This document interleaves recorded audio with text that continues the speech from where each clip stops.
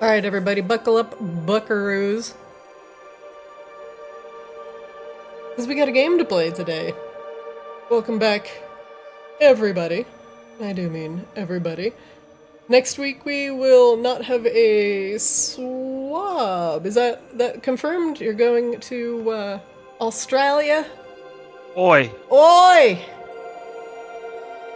Awesome. Orb, it's Australian for Bobia. Bye-bye.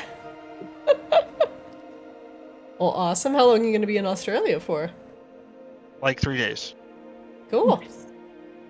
What are your Just plans? long enough to ruin your sleep schedule both directions. Exactly. Yeah. What are your plans? Gonna Man. see, like, are you going to Sydney or We're going to Brisbane, Brisbane? which is not how it's pronounced at all, but I say it that way anyway. Brisbane. No, my friend's band is playing. They're playing arena shows with this Australian band that's doing their 20-year anniversary tour. So, like, I like the Well, I'm friends with the guys in the band anyway, but I like the Australian band, and they're from Australia, and they're doing this 20-year tour. So, like, I want to go see that because they're playing all like their old songs. They make the headlining band's called Parkway Drive, and I got into them because they play like hardcore music, hardcore metal, whatever. And the funny thing is that they now make, like, I guess arena rock would be a good term for it. Mm-hmm. And there's guys at work who are in like their 60s who listen to like hair metal, and like they listen to like the 70s and the 80s. And one day, one of the guys was like, "Hey, have you heard of this band Parkway Drive?" And I'm like, "How have you heard of Parkway Drive?" Is the real question. And their last couple of albums have been very like arena rocky. So like now all these like old heads are into them, which is very weird to me.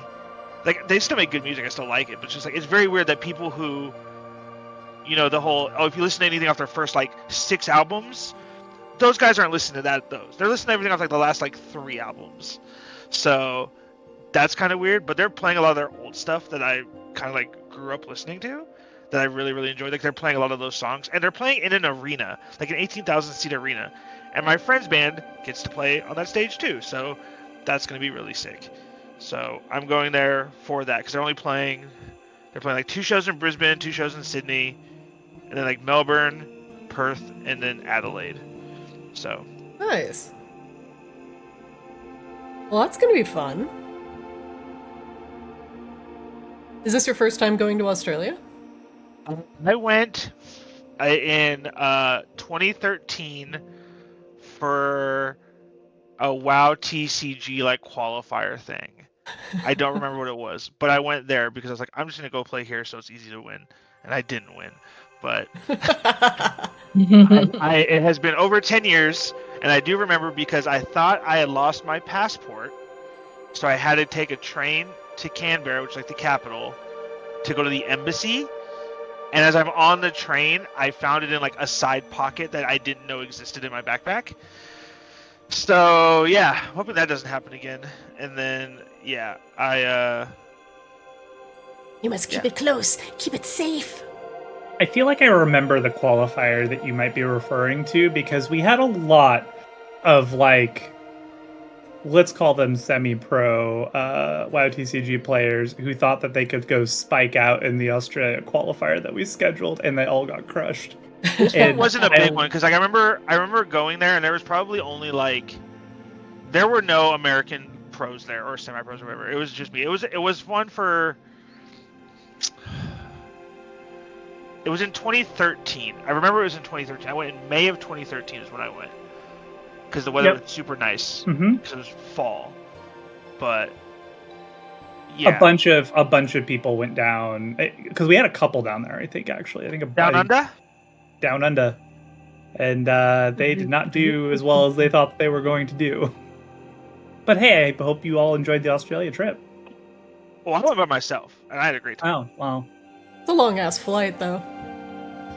15 and a half hours going and about 13 coming back. And then I do remember is coming back, I got first class, but my entertainment system was in op, because like they had like, there's like one little bank of like 4 seats in the middle that it wasn't working or whatever, for whatever reason.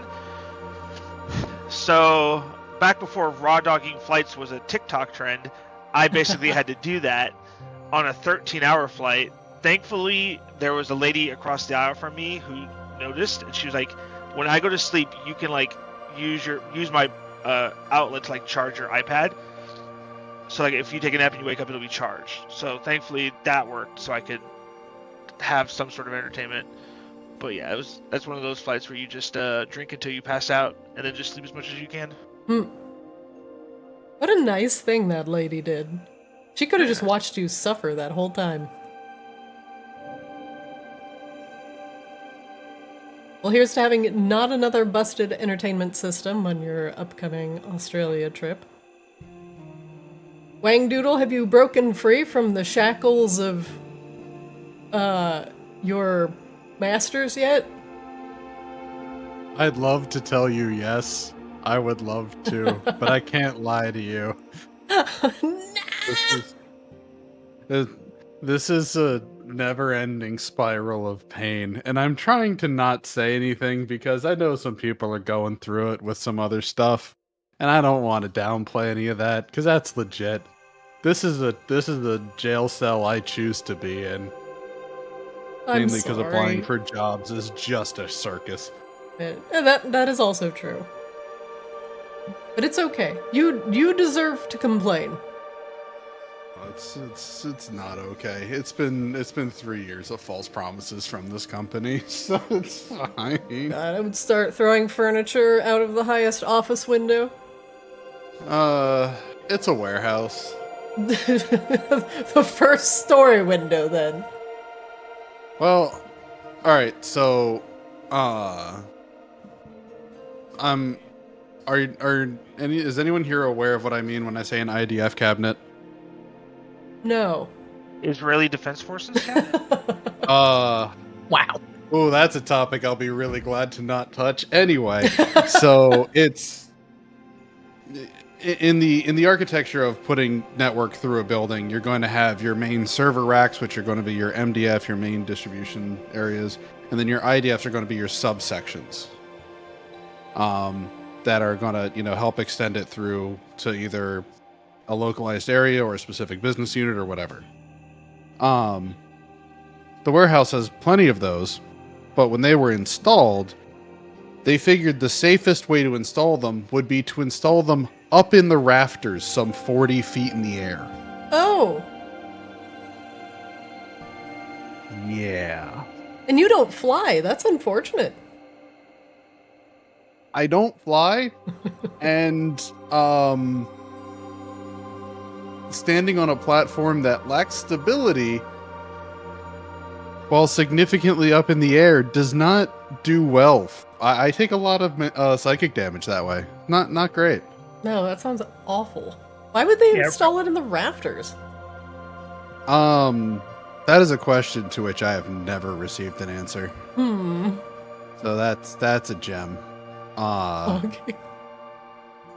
So yeah, we'll see. Potential new backfills coming in for site interviews, which I don't need. Again, I just need a warm body with A+ certification. Like, that's it. I just need someone who's just walked in the door. That's all they need at this point. 3 years ago when I was hired, they needed my skills because that place was not doing well. It was bleeding out. We're now stable. It's not stupid proof. I can't stupid proof it purely because of one person whose name I will not reveal, but I know him. I call him Chuckles. His full name is Chuckle fucking Bitch Tits, but I call him Chuckles. I've heard some tales of this. Chuckles. They're not good. Chuckles is the bane of my existence and why I have to be on site at 4 a.m. Pacific every morning. Ridiculous. Chuckles can go fuck himself. That's it. That's the note. All right. Allow me to share with you some of my ongoing wars with this man. I'm buckling in. So, Chuckles has his desktop at work. He has a separate desktop that is there purely assigned to run his access to the security cameras. He also has a laptop for when he, works from home. Well, he wants to replace the desktop. Okay, well, right now he he's responsible for 3 pieces of hardware, which we don't really want to let fly. Mm-hmm. Oh, Sorry, why? also medicating. Bear with me. Oh. So we tried to say, hey, our policy is if you work on site and remote, you're going to have a laptop. Really not a big deal, right? Mhm. Among the excuses I got as to why this can't be for him was I ride a motorcycle, so I can't have a laptop. What? I can't have a laptop because what if I forget it at home? Yeah? And we bought a computer to replace my desktop. Why don't we just use it? Oh, I don't know, because IT didn't purchase it. We have no idea what's on it. We have no idea where you got it from. No one has a receipt on this. No one has a delivery option on this. No one tells us who the vendor was. And it came through not formatted and wiped and, ready for configuration. Concerning? Like, I don't know, Chuckles. I'm just telling you what I am told is our direction. I'm sorry, you lost me at... I ride a motorcycle, so I can't use a laptop. Uh-huh. I don't... I'm gonna use that one. Like, hey, can you... The more you think about it, the more you get confused as to how that could be an argument. I don't... Huh? Is he Yeah, now in the morning, break that answer down again. I can't.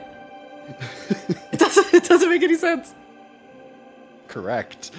I'm sorry. Which is also why one day the site lost power and he sent an email to my boss, my director, and the CIO, as well as all of his other all the other site managers akin to him and his bosses above him,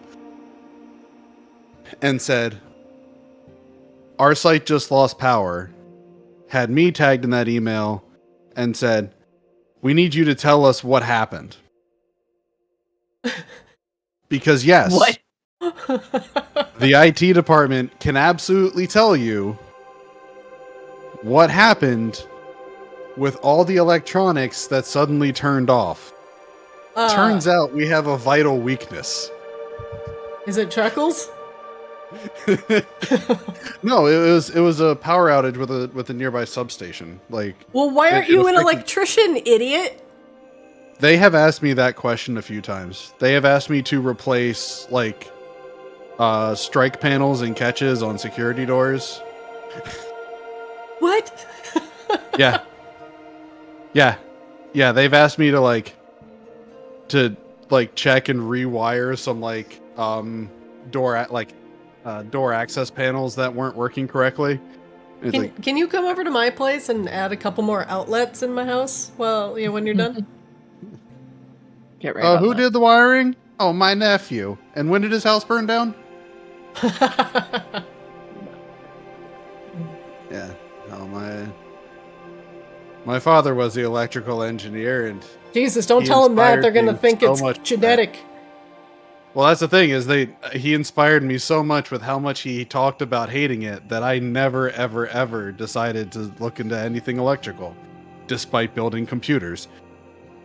I was laughing when you were like, oh, yeah, they said that the power went out over here, and give us a reason. And I'm picturing, Chuckles on his motorcycle with the laptop propped up on his handlebars and, a power cord, extension cord from the laptop to his house, and then he takes off and unplugs the extension cord.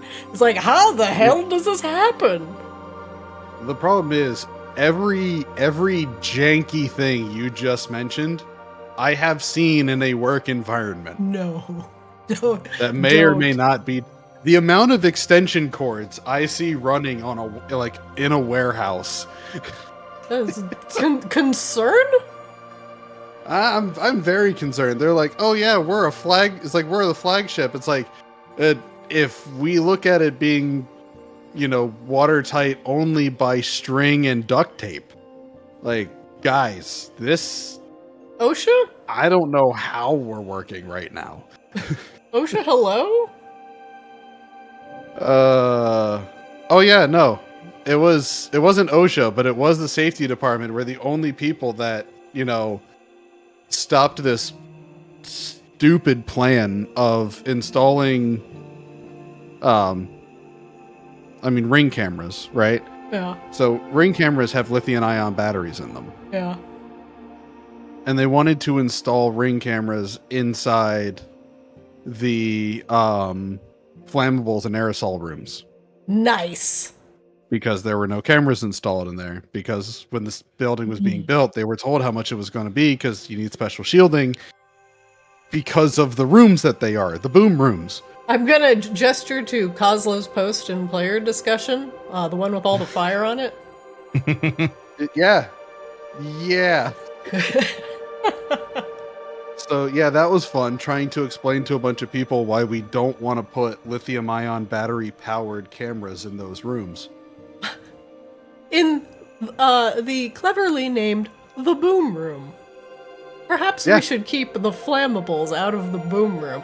But speaking of boom rooms, I've got one here in the Vault of Vicaris, because we're about to get started. Previously on Arctis, the part that Wangdoodle missed, as you all go through the Vault of Vicaris, dodging various traps and answering various puzzles. As I switched the live screen to the actual live screen this time, because I totally forgot to do that last time. Interesting. This episode powered by imagination. In the boom room, in the northeastern corner of the Vault of Vicaris, an entire room full of very flammable gunpowder barrels greeted Kozlo, who decided to catapult one of them over a lake of lava. Successfully, mind you. But it was only when Kozlo was picked up by Grebella and almost shunted across an entire room of floor traps that lit on fire when you touched them, we could have had more than one boom room. But anyway, you've all been making your way through the Vault of Vicaris, and you met up with some Magmarans that had found their way inside, and after saving one of them who aspired for peace, they had left mostly without incident. You ended up killing the more mouthy of the group. As some of the Magmarans clearly desired peace, you did learn that they had taken over Vicaris pretty much entirely, and were debating their next move, which was trying to get the Obliteratus from the Vault of Vicaris, and make their voices heard from Maginox. But luckily, we have Queen Rain here to help smooth things over with some of the Magmarans. And hopefully, a little bit down the line, that discussion will bear fruit. But in the meantime, bunch of levers, spinning gears, spinning death traps, water fountains, and puzzles awaited you all. And as you worked your way through the various rooms, lava rooms were full of spike traps, spiky rooms full of lava traps, and another room was full of an eldritch ooze that Grebella had run into, and a stone door that did not open, separating Grebella and Rain. Rain had managed to turn into a swarm of bees to get through one of the cracks in the lava room, and found a curious stone door with a carved and blazoned hammer on it. Surely the room of the Obliteratus. But there is no visible doorknob, and no way to get the door open. And so Rain buzzed off, empty-handed, empty-footed, empty-appendaged, empty... Anyway, she left the room. In the various room to the north, full of gunpowder, Rain had stuffed all of the small, barrels into her bag of holding, accounting for, what was it, about 300 pounds of solid gunpowder? Who put this here? And now that sits safely in the bag of holding. The rest of you, after pulling various levers, dodging animated morning stars, and turning things on and off again, could probably also help Wangdoodle with his IT problems.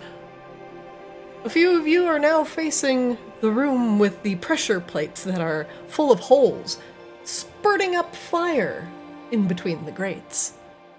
Grebella, laden with wings, had gleefully flown over all the traps and entered the next room, where she discovered a large cat. She discovered a large feline. Hey, buddy, come here. She actually discovered an eldritch ooze. Come here. Come here. I literally cannot see the monitor. There you go. Lord Lorge has entered the chat. Lord Lorgus. Hey, what's going on over here, guys? Of feline kind has now joined the party. But no, Grebella entering one of the northernmost rooms and hopefully reconvening with Rain, had discovered a large eldritch slime that looked only like a gelatinous cube at first glance, but turned a dark Icarus purple, and the pseudopods lashed out, ready to attack. We will return to the Vault of Icarus as you finish up solving the various puzzles, and hopefully figure out how to access the room of the Obliteratus. One moment, please.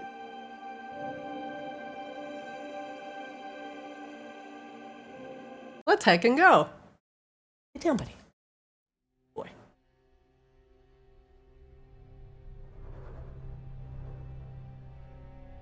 There we go. Meanwhile, at the northernmost parts of the room, Grebella, touching the stone door in front of you, you heard the words of Rain behind the door to the east, but there was no visible way to open or unlock the door. And as you heard a squelching noise behind you, the large green block of inanimate goo that you had passed by turned dark, dark purple and began oozing out small tendrils or pseudopods that were touching around the room, hoping to find whatever had disturbed its rest. Rain, you hear Grebella on the other side of the room, and I believe her last words were, "Uh-oh." Oh no! It's goo! To the south, Coslow, Wangdoodle, and Seaswab all stand in a very narrow hallway, looking at the grated fire room beyond.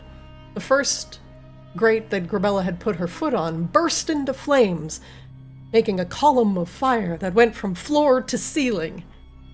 And after that, Grebella was like, "I'm immune to fire, XD," and then decided to fly across the rest of them, leaving you in a questionable state of, I don't know which one of these are going to light on fire next, but the rest of you are not immune to fire.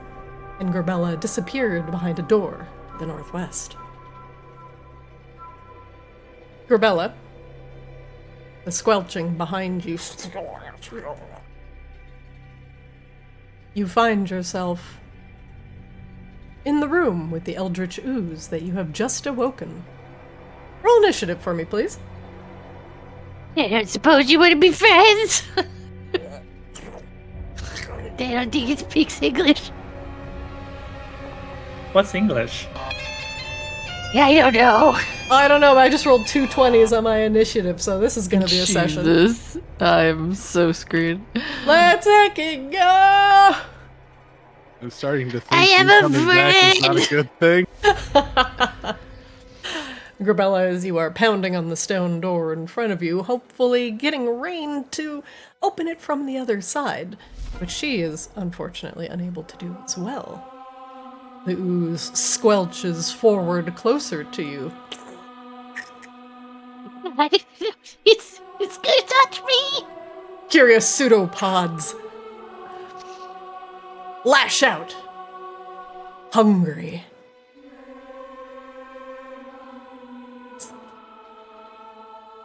This ancient eldritch ooze must have been here for a while. Its distinct bluish color vaguely reminds you of the slow. Oh no, not like this. Not like that. Not like that. I'll pause this real quick.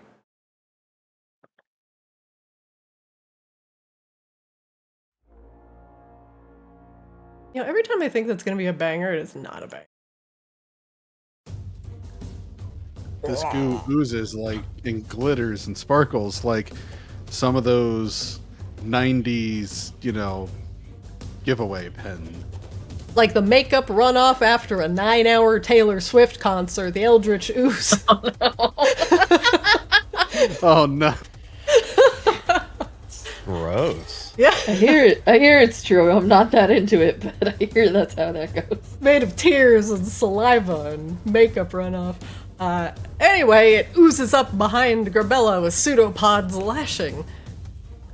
One moment, please. Where are all the boyfriends that know they need to propose at the Taylor Swift concert or she's gonna get upset? They're gone, baby! Solid gone. Alright, let's go, pseudopod. I hear? Hear it? Hello? Hear it?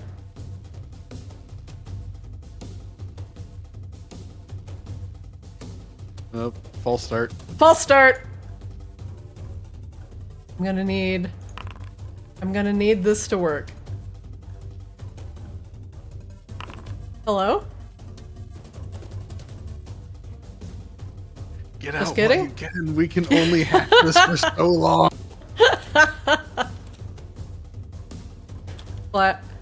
Classic Foundry. The server gremlins. She's breaking up! She's breaking up!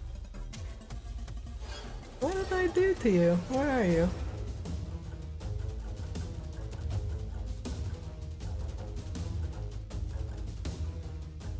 One moment, It's he's here fine. somewhere. Everything is fine now. Everything is good. Classic DM fail. You gave him initiative, but you didn't give him anything else. Man, classic moment. Just Eldritch kidding, he's ooze fucking rise. back. No! 404 purpose not found. Eldritch Ooze splashes, or uses splash. It's not very effective.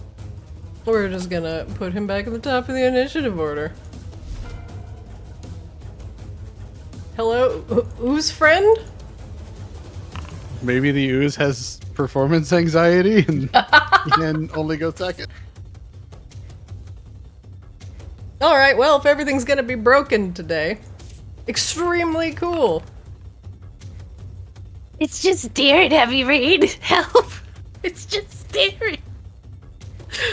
I guess so. Holy shit. Why are you like this? Hang on. Technical difficulties. One moment, please. Have you tried offering it a weapon to fight you with, Grebella? You have so many. Do you Like, want, so many. do you want this tiny little dagger that hopefully won't hurt? Like, Grebella doesn't even have a bag of holding. I just imagine Grebella actually just has 35 doesn't. different weapons strapped to her back at all times. I have a dagger, my blade, a net, the Magmaran sword I just got, and the hook. I did unload Reese. But I have a ton of flowers from Kozlo's cousin that I probably should give. Well, I think I gave most of them to Wangdoodle. But I kept a few. It's a lot of junk. I guess I got the shield as well. Oh, I do have a bag of holding. You have a bag of holding? Amazing. And I haven't been didn't we buy using that it recently? this whole time. No, that was the, I believe that's the one that Flix had, and then I put in the group stash. Yeah, I think I grabbed it. Oh, yeah, because we didn't buy it recently. You just snagged it recently. Yeah. Yeah. It's near the Luckstone. Uncut and prime. Which has been paying off, that little Luckstone. I mean, considering that the Eldritch Ooze can't even, figure out Do how you to need this? attack. Apparently, hang on, I think I need to turn off a module. I'm looking at my error log. You were good. I was just making stupid jokes. No, you're fine. You're fine. This may force a reload for everybody. Sorry about that. Alright, guess we're gonna have to do this one old school style, unless Grebella's attacking is also broken. We shall find out. We are gonna find out. Our friend here is going to lash out at you with a pseudopod. Grebella, I'm gonna have to actually know what your armor class is. 18? Yes, 18. Alright, one moment please. We're gonna do this the classic way. A pseudopod will hit, lashing out at you with its void-infused pseudopod. Oh, it tickles! Grebella, make me a DC 14 Wisdom save.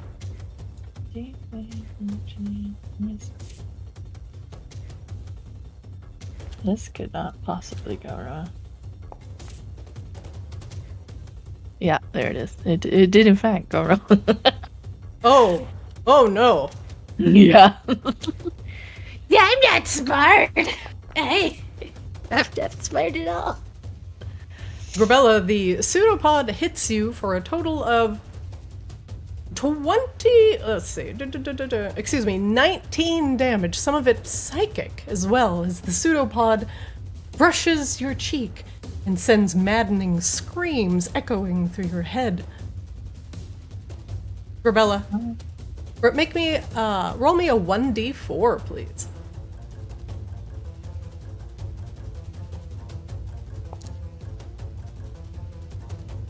Grebella, your intelligence score is lowered by 1. Grebella, you start to feel sluggish. Your brain going slower than before. Grebella, I'm feeling dumber somehow. if your intelligence reaches 0, you will die. I'm already at 8 minus 1, which would now be 7. There's not a whole lot to pick at here. Oh boy. That is not good. No, yeah. You feel your Alright. brain smoothing. Grebella, Yeah, you're up. I think I have forgotten some stuff. Alright, let's see. Yeah, no, I'm broken too. No! I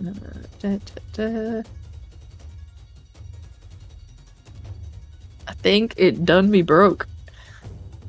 Well, that's frustrating. Grebella, you're gonna have to do this, au naturel. I will definitely need help with math and things. Roll me a 1d20 plus, your proficiency bonus plus your strength modifier. So it's a 7, 8, 9, 10, 11, 12. Roll me a 1d20 plus 12, please. 30 will definitely hit the Eldritch Ooze.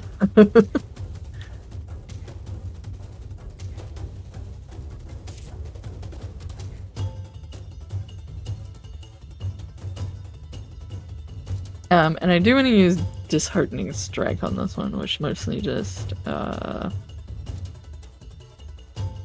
will make it go away from me. Okay. Unless it's immune to Frightened. Well, we shall see.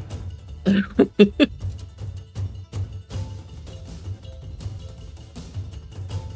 previous roll with the Arcane Blade has not completed. Complete previous? Oh yeah, I think everything is broken. It's actually telling me it's a different module. Let me try. Detect one package lock view. Okay, I'm gonna turn off one more module, and I super apologize. I did not expect for technical issues to start the stream today. But give me just a second, ladies and gentlemen. Okay, yeah, there's a module conflict.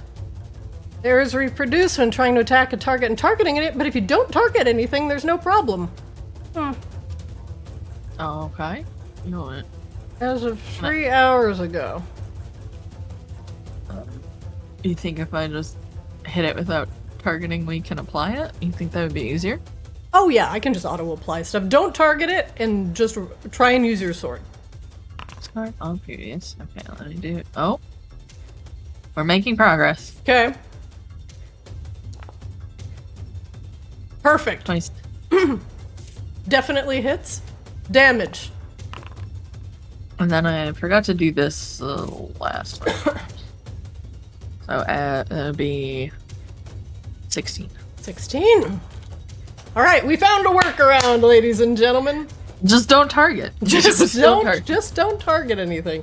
That was reported 3 hours ago. That is definitely a hot and fresh bug. My head and cannon is then just like play fighting, theater fighting. Can you enable my rage as my bonus action, please? Because I can't target myself. Can you try and click on it to use it? Because I can't target either. That's the problem. So just try and use it and tell me what happens. let's see. Features. Rage. Oh. Okay. There you go. That's fine. There you go. That worked. Okay. All right, And Grebella, that you have will- swung the sword once and bonus actioned. And then it you is told frightened. me it is immune to being frightened. Fuck. I am definitely gonna need help. You hear Grebella's muffled voice behind the wall, Rain. Something about help, but your friends down the hall do not hear this. Grebella, can you say that over the telepathic link again? Oh my god, it's making me more stupid. I'm gonna die. I'm not that. Noted. Can't scare it either. Help. Through the psychic link, you hear Grebella's voice, but why use many word when few word do trick? It seems like Grebella is struggling to get coherent thoughts through, let alone battle the eldritch ooze. Wangdoodle, Coslow, Seaswab, stuck in the tiny hallway, a gout of flame that goes from floor to ceiling sits in front of you, Coslow, and wrapped in your arms, cradled like a child, the sweet-smelling smell of gunpowder. What do you do?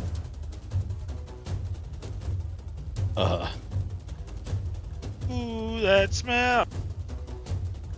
You can feel the heat from this trap on your, about 10 feet in front of you as it continues to gout from floor to ceiling. I have a feeling I need to not be carrying this barrel of gunpowder for the foreseeable future. Can I like squeeze past the others in the hallway? I just literally want to go put the gunpowder down in the fountain room. Oh yeah, absolutely. All right. I will squeeze past. Yeah, you can move through friendlies just fine. It's not enemies. I will, I guess, use the dash action to make it all the way to this room. I'm just gonna put the gunpowder down in this corner. Okay. I don't think I have an actual gunpowder item to put down. There's a keg of gunpowder. Gunpowder keg. Yeah, I got one. What do you... There it is. All right. I will use the rest of my dash action move. Oh god, how far did I actually move there? From where you were in the hallway, so it's so you started here, so 55. and I think it's 55. you got 5 more feet. All right, I'll just step back here. Kozlo reappears in the doorway, thankfully empty-handed. There's another door, as if you remember, that is on the west wall, since the northern one is surrounded with flames. Seaswab Wangdoodle? What are you doing as a small goblin goes streaking past you with gunpowder in hand? gotta save the baby! Well, you know what they always say. If you see someone from the bomb squad running, try to keep up.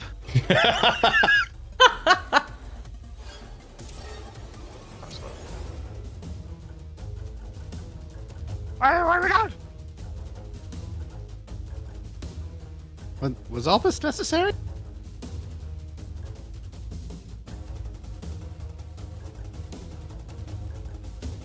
You both look at the breathless goblin who has squirreled away the gunpowder keg in the corner of the room, which is probably smart if those whirling blades in the floor reactivated again with the gunpowder on it. The friction plus the metal may have ignited a spark and sent the entire room ablaze. Yeah, I just didn't think that carrying around a bunch of gunpowder through whatever we're gonna have to do next was a good idea. All right. So what's our next step then? Because I mean, we got to get over to where Grebella is, right? Yeah? Do we have any idea how to open that other door? Maybe there's a switch or something. That one? Yeah. In fact, the door is currently unlocked. We can try. Let's see what's through there. Another tight hallway is beyond that curls up to the north. I'm gonna go check out, see where this goes. It just seems like another one of these hallways. The narrow hallway curls around to the north. Various debris is on the floor, all trash rotted away. The flagstones underneath your feet narrow out considerably as it gets to a stone door to the north. It has a square image on it with a bunch of holes inside that mimics the fire-breathing grates that you saw in the room that Kozlo opened.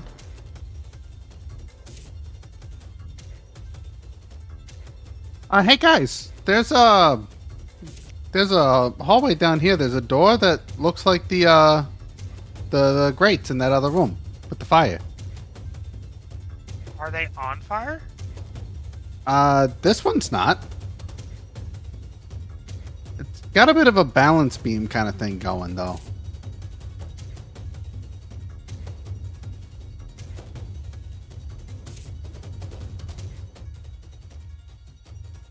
Is it this door then? The hallway that curls around to the north, as I mentioned to Wangdoodle, narrows out considerably to a much narrower walkway in front of the door.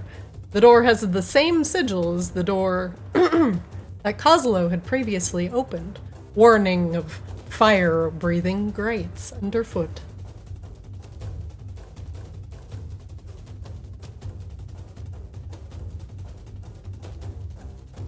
What do you do?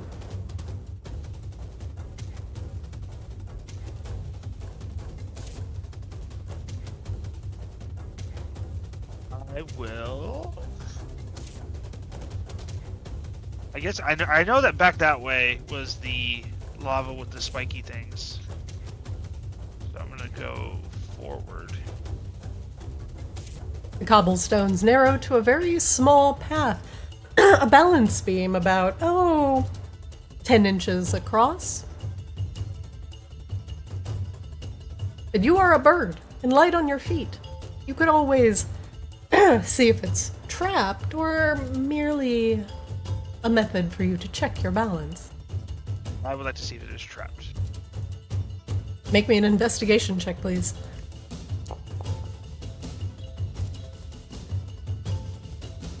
While the platform itself is not trapped, it looks like if enough weight were to be put upon it, it would fall down, down, down into a pit where shining obsidian shards can be seen at the bottom.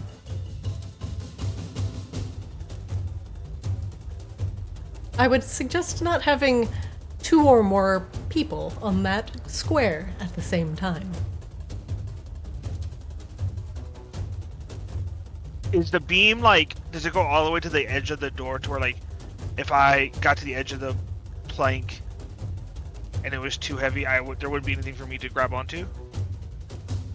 The beam is only about 5 feet long Okay. and about 8 inches wide, and it goes entirely to the door. So if you and only you stand on it, it should be safe. Okay, then I'm going to walk to the door, and I would like to check the door for any traps. All right, make me one more investigation check, please.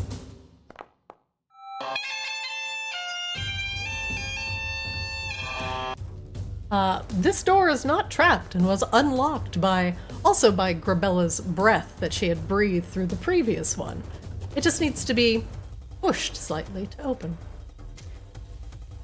It leads to the same room.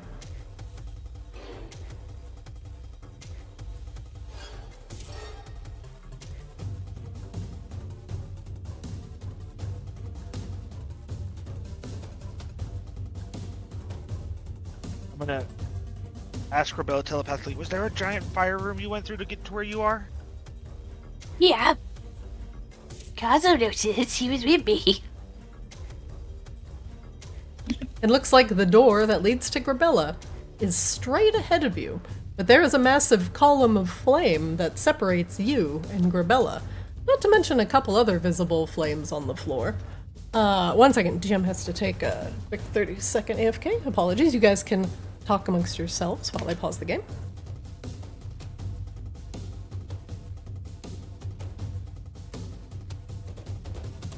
So how's everyone doing? Pet and a cat. I got bit by a bug or something, and I've been getting like hive breakouts like on like my legs and my arms, and they are very annoying. That's not good.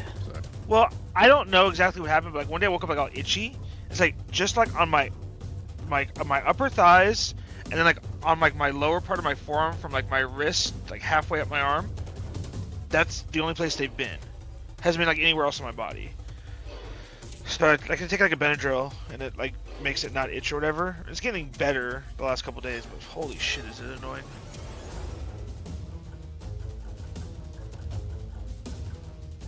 And I got new blinds installed today. Oh, nice.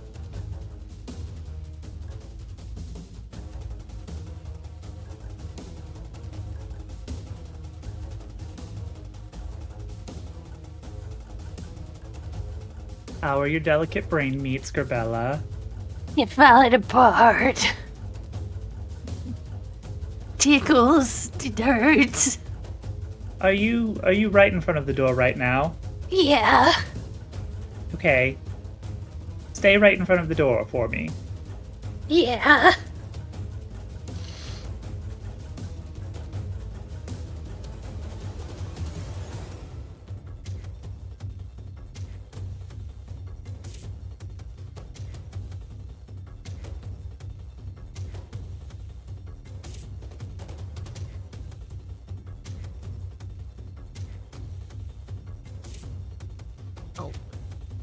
No, Starbucks. No, using the keyboard. I feel like there's like that meme you always see of like the DM gives the group like a really simple puzzle, and everybody's just like struggling to solve it.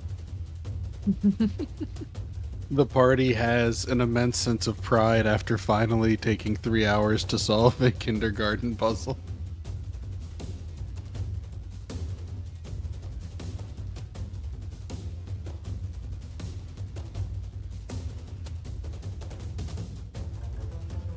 I don't even remember what all these doors on my side have on them anymore. I know two of the 1, 2, 3, 4 have like a pinwheel, like the weird pinwheel thing on them. And one has the hammer, and I don't remember what the third one has, and I don't even remember which one is the third one. So I have no idea how to open this door in front of you, Grebella.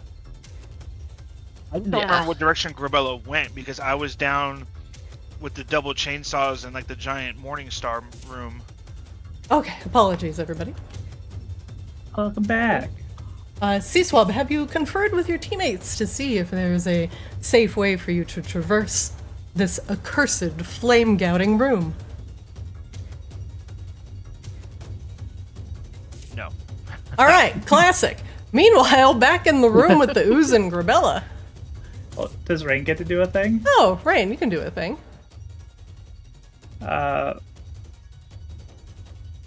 Rain is going to step down here after having confirmed with Grebella that she is standing directly in front of the door and is going to remain standing directly in front of the door. Mm-hmm. And Rain is going to cast Disintegrate at the wall right in front of her. Oh boy. And we're going to have to upcast it because we've already cast our 6th level, so... I must target a token before rolling this attack. Well... Lies. Oh, maybe spells work. I don't know. Yeah, just like the spell without a target. Well, that's what I was trying to do. Oh. That's totally fine. Rain, you aim your Disintegrate at the wall and begin channeling your inner reservoir of mana. So it is, just in case you want damage, 13d6 plus 40 force damage. I do want that. Please roll it for me.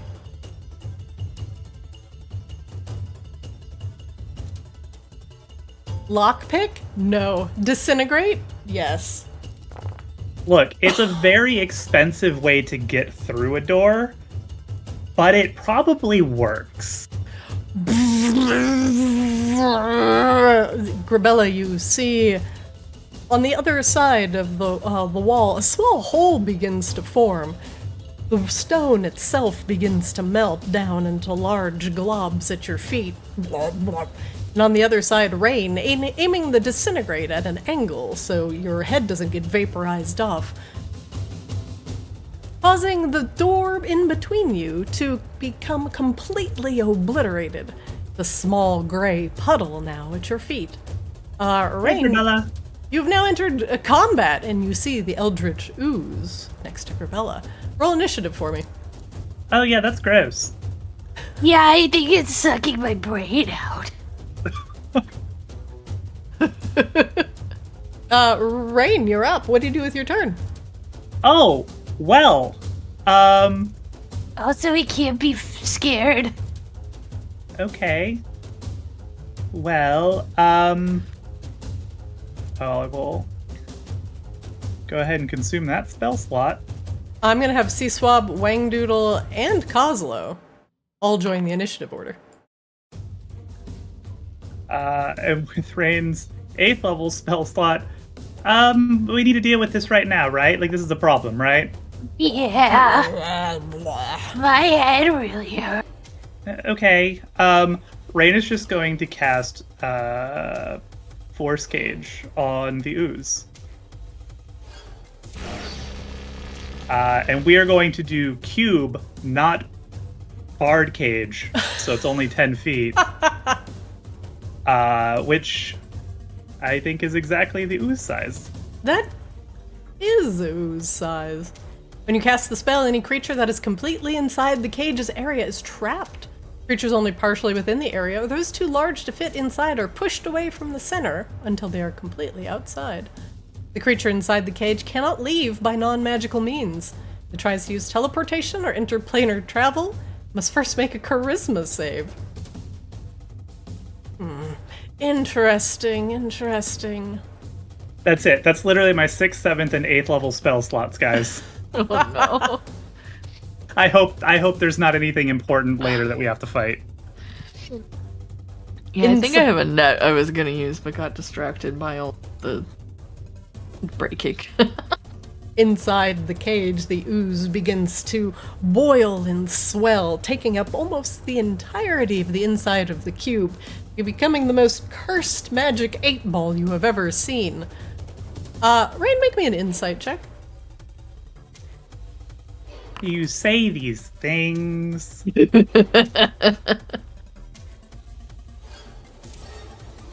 Oh, okay. That's not bad. That's not bad. The void-like form of the ooze can cause even the most intelligent of creatures to go mad with its constant writhing. When a creature with an intelligence of 3 or higher can see the Eldritch Ooze starts its turn within 30 feet of it, the ooze can force it to make a DC 14 Wisdom save. If you fail, you take psychic damage and are incapacitated until the end of your turn. You can avert your eyes to avoid doing the saving throw. But just don't look at it. Just don't look at it, forehead. But it is now a very dangerous cube-like thing in the room that your friends will have to avert their gaze from. I think it's going to be safer to traverse the lake of lava on the way over here. Except for you, Grebella. Get through the door right now, please. Get through the door. Yeah.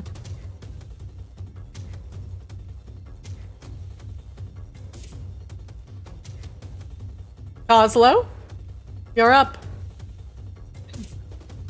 Your friends have opened up the west side room. I'm gonna quickly, I'm gonna keep it in combat for now because a couple of you are in close proximity to the ooze. However, this will be relatively flexible. So it sounds like figuring out how to get across the lake of lava is our best bet. Now, you had discovered previously when Rain was fiddling with some of the local pulleys and levers that some of the spiky traps in the pit of lava had deactivated. Temporarily. Yeah, I think we can deactivate them and you guys can hop across, but we need to figure out what this like spinny pinwheel thing is to open the other doors over here.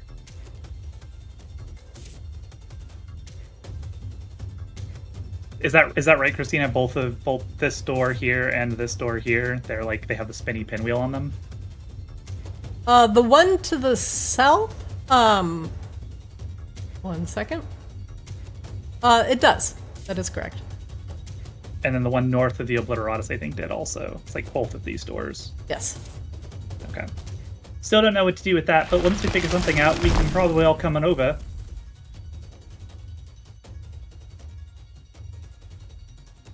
I don't like whatever that ominous sound was, though.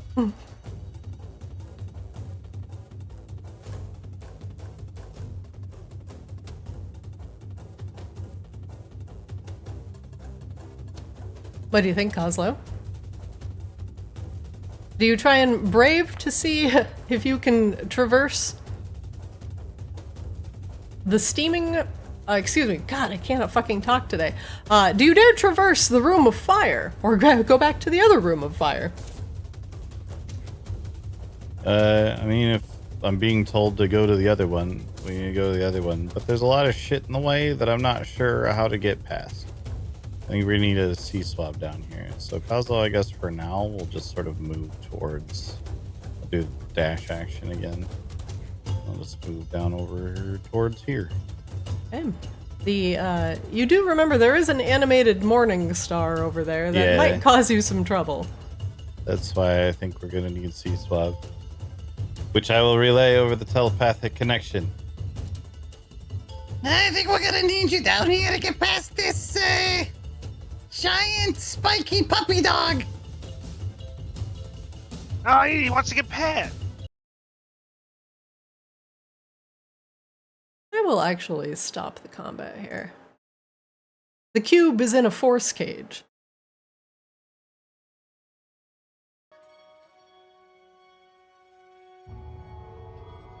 Now you all must talk amongst yourselves to try and figure out how to get past this room. Grebella, did you find any kind of like spoked wheel or anything like that? Here, come here. Rain gestures at the door. Anything like that? Any clues? Upon the door, Grebella, to the south, this one here, etched into the door, there is a round wheel with spokes along the outside. There are 5 spokes in the middle and spikes along the outside of it. Did we have a coin at one point? I don't remember. Yeah, that's... I sent that back to Kozlo, but it's too small. I was sitting in a room most of the time, so I don't know. Great. Boys, have you found anything like a wheel with spikes on the outside of it? Besides the obvious saw blade. Oh. Wheel with spikes. Gale Or, was or maybe like a little saw wheel. I don't know. None of you have found anything like that. Yes. I need to run Nope, to the restroom nothing. very fast. Hmm. Do you think we should go in, averting our eyes, and check the slime room, Grebella? She just stepped AFK for a second. Oh no! Rain will go into the slime room, averting her eyes, looking just straight down on the floor to see if there's anything that resembles the door. You keep your gaze tight on the floor, avoiding looking at the swirling, void-like blackness inside the cube. You find a glint of something. Rain, make me a perception check, please. Perception or investigation? Perception. Perception.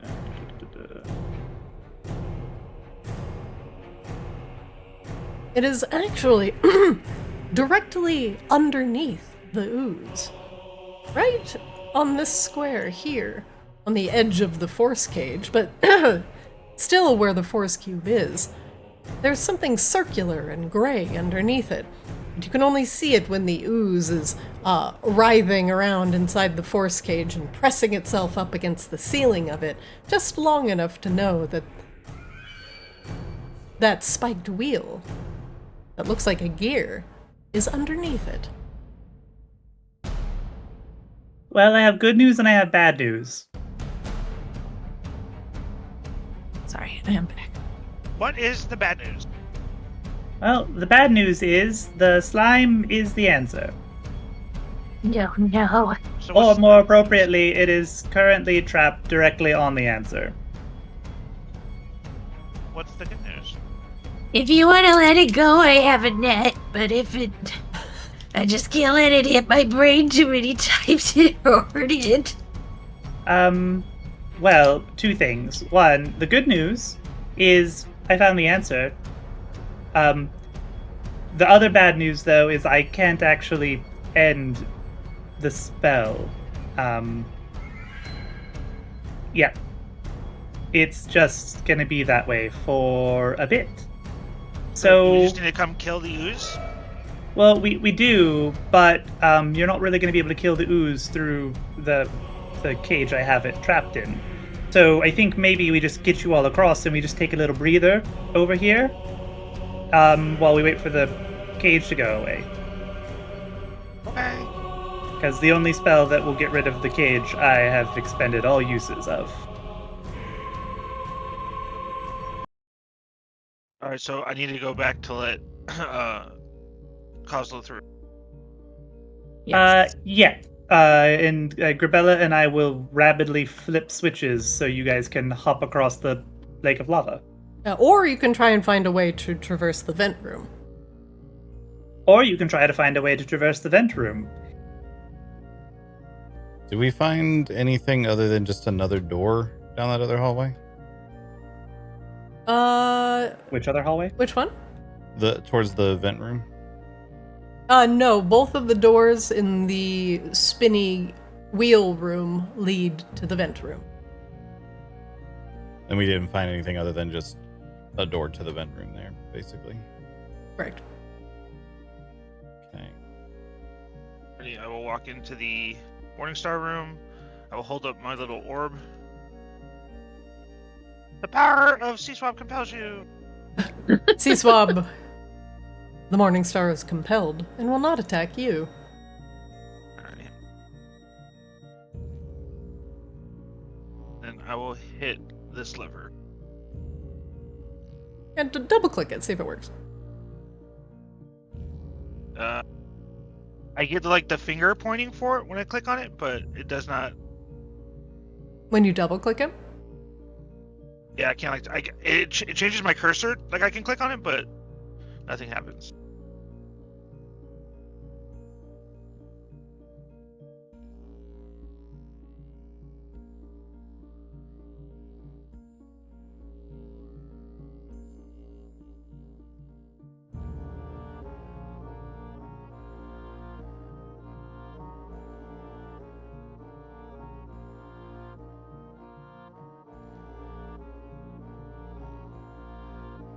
Okay, try one more time.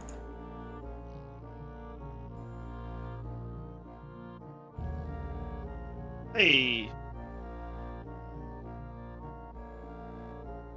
The morning star begins to rust over. Water begins to once again billow out of the fountain.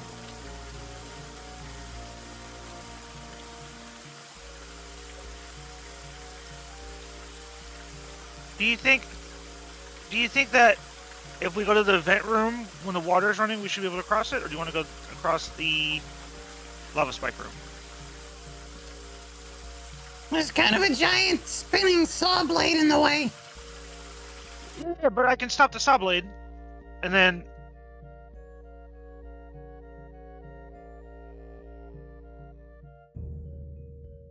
And the then? monster room is clear right now. I was gonna say we can stop the saw blade, and you guys can cross it, and then I can get across the vent room.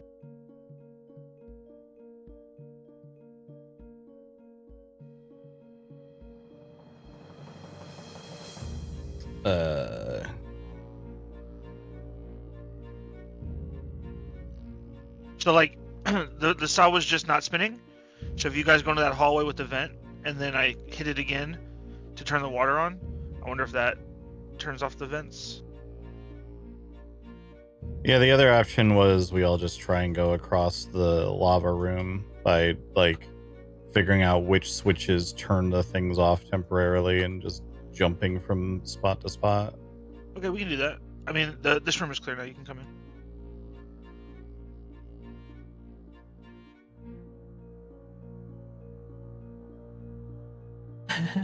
They are not coming in. There we go. Wangdoodle, a massive animated morning star, sits in the center of the room, attached to a center pedestal. The massive chain is bigger around than you are, but it is currently rusted over. Oh, it's down and the things in there are down. Okay. I thought that they were both, or one was active when the other wasn't. Interesting. It's the other saw that goes active when the water's running.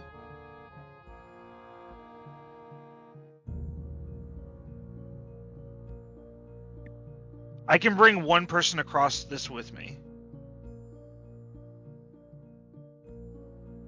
Is anybody especially adept at leaping? With the hippie hoppies? Would that be athletics? Acrobatic? If it's would be acrobatics, athletics. I'm okay. Right. But you can jump based on your strength score. So, unless your strength score is very, very low, most of you should be able to hop from platform to platform with relative ease. It would just require one athletics check with a very low DC. Athletics is not good. Do you have any potions that can help you guys? I'm wearing armor of fire resistance that I forgot about until I was looking for anything earlier. So. Oh, good. If you fall in, you'll only take, only take most of my health and damage. Yeah, only half of 20 I can get D10. across with one person because I can. Okay. I can hold somebody with either you or Wangdoodle because you guys are both small or medium. I can get across with one of you. Probably take Wangdoodle then, and I will hope that the jumping works. Hold on, just give me a second. Give me a second.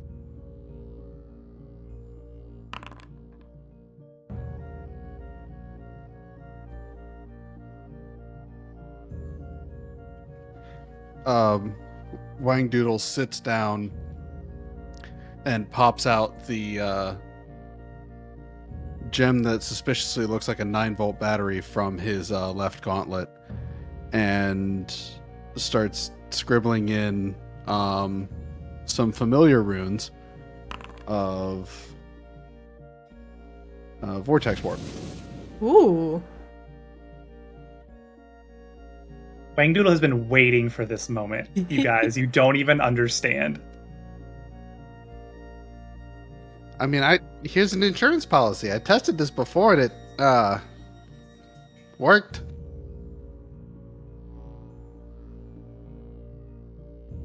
Very good, Wangdoodle. The vortex warp would allow, well, any one of these fancy friends to get across the lava room without being damaged. You can see into the gunpowder room, which I should stop calling it the gunpowder room because there's no more gunpowder in it. But you can see across the lake of lava. Room. Yeah, the now empty gunpowder room. The boom room. The boom room. The room formerly known as the boom room. So if Wangdoodle chooses to use that on, say, Oslo after he gets across, that is entirely possible. You all just need to figure out what order you want to do this in.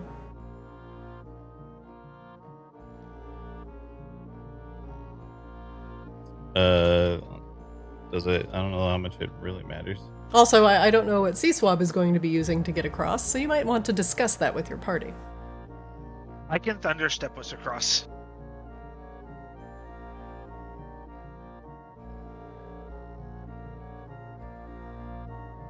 All right, figure it out. Tell you what, why don't you and me do the thunder step over there? I'll then bring Kozlo over, and then we're all set. Okay. Sounds good to me. Would you like us to leave the spikes going for dramatic effect? Sure. Alright, Alright. so I'm taking Wangdoodle. Yes. Right. I'll just step back about 10 feet.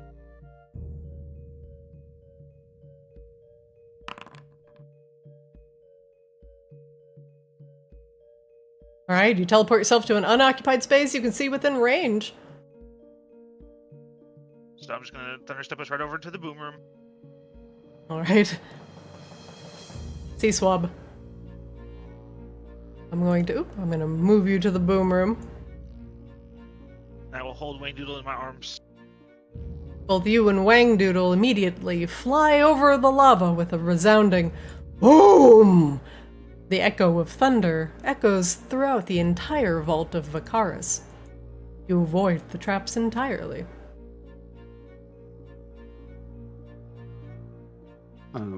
Once we're in the boom room, Wangdoodle will point his gauntlet at Kozlo and start the vortex warp process. Kozlo, do you choose to fail? Yes. All right. Shunted into the room by the vortex warp, your stomach lurches as you are pulled momentarily between a piece of the folded plane. You reappear in the boom room, which should definitely, it could use some decoration, namely about 13 barrels full of gunpowder. But you all get across safely, and the open door presumably leads you to Rain and Grebella. Oh God, my stomach. Yeah, small side effect, but pretty effective at getting someone somewhere close or far away. It's got some reach. I'll begin to. Oh God, there's a slimy thing. Kozlo, make me a wisdom save. Oh God.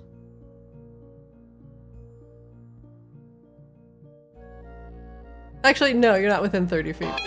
You're good for now. It just, you see it at a Killed distance. it, though. He Yeah, killed it. absolutely. No, you Killing baited that roll. No. I did. Yeah, I've wasted my nat 20 now. As you creep across the corner and see the Icarus black cube, you're far enough away that it does not use its maddening form to cause your mind to tremble. However, if you get closer, you're pretty sure you can resist the effects now that you've gotten a good look at it.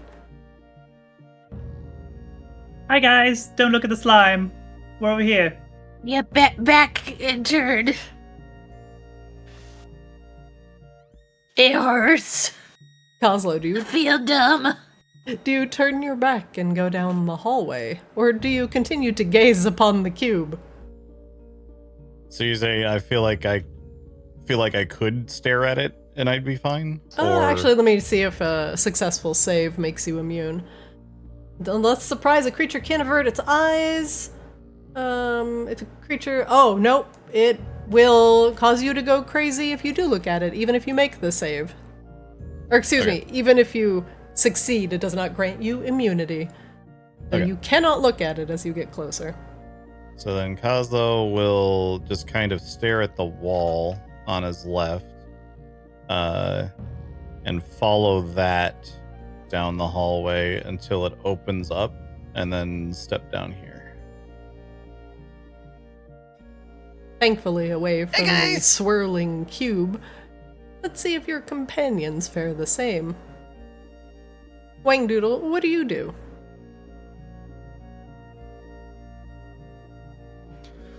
So I have the distinct impression I probably don't want to go around this corner.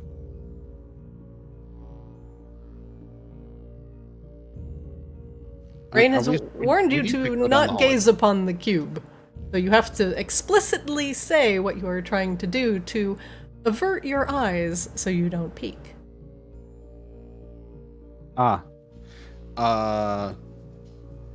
Wangdoodle will take off his goggles and hold them in front of his snout, and will steam up the goggles to make everything self-focused. It's pretty And then good. we'll put the goggles back on. I thought you were just going to say you just take off the goggles and that's how we find out that actually Wagdoodle's nearsighted. Wangdoodle, your vision range suddenly is about 5 feet. Oh no, my glasses. Okay. So far, not sure. Okay. Oh, are we safe here? Are we safe anywhere? I didn't mean to get so philosophical about it. My apologies. The room I is know. so hot, your You are vision... in a dungeon. The room and the whole dungeon is so hot that the fog quickly evaporates, and you can see again. Swab, what about you? I will do the same. I'm just gonna keep my eyes down. I'm not looking. Easy enough. You are not entranced by the cube. You make it safely to the south and find yourself in a curious room full of levers. A magic circle on the ground provides eerie blue light that fills the room. To the south, the gear emblem can be seen, the same gear that is currently hidden underneath the cube. So I propose we have a little breather and wait for my spell to expire. Because I can't remove it. Rain, one thing, you can choose cage or box. The box is movable. The box is movable? Yeah, you can push we the could- box. Well, hell. He can't move the box. Apparently, I just had a brilliant idea. We could actually push the box out of our way.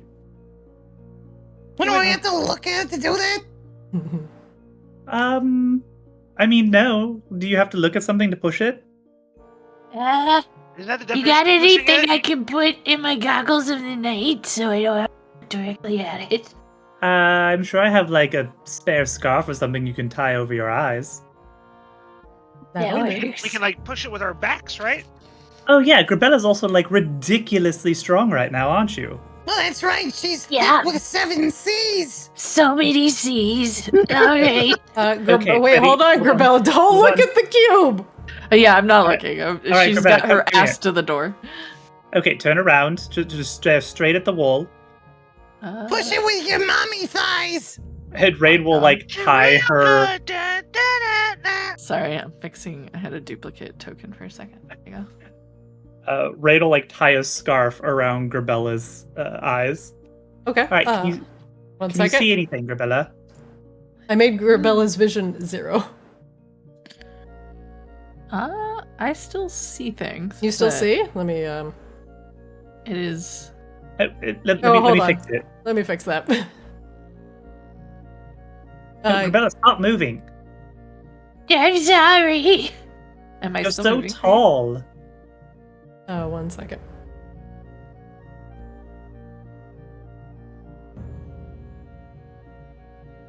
See, when I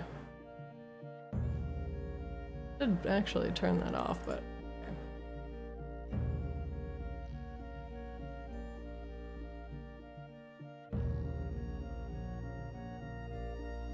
All right, Grebella. Excuse me, Rain. Do you tie a scarf around Grebella's eyes? Yes. Grebella, you are currently blinded. Grebella is gonna put her butt. Oh, she's facing Rain. And she's just gonna back her butt. Hang on. Raid will do like the pinata thing. She'll like spin you around, face you in the right direction, guide you up to the door, spin you around. Okay, so now the next thing you touch is the box. You're just gonna want to keep pushing it until you can't push it anymore, I think. Grebella, you don't thump walk into the box. Oh, I can't. I literally can't see. Good. Bonk. Would you like a strength? I would like an athletics check, please. Athletics. Oh my gosh.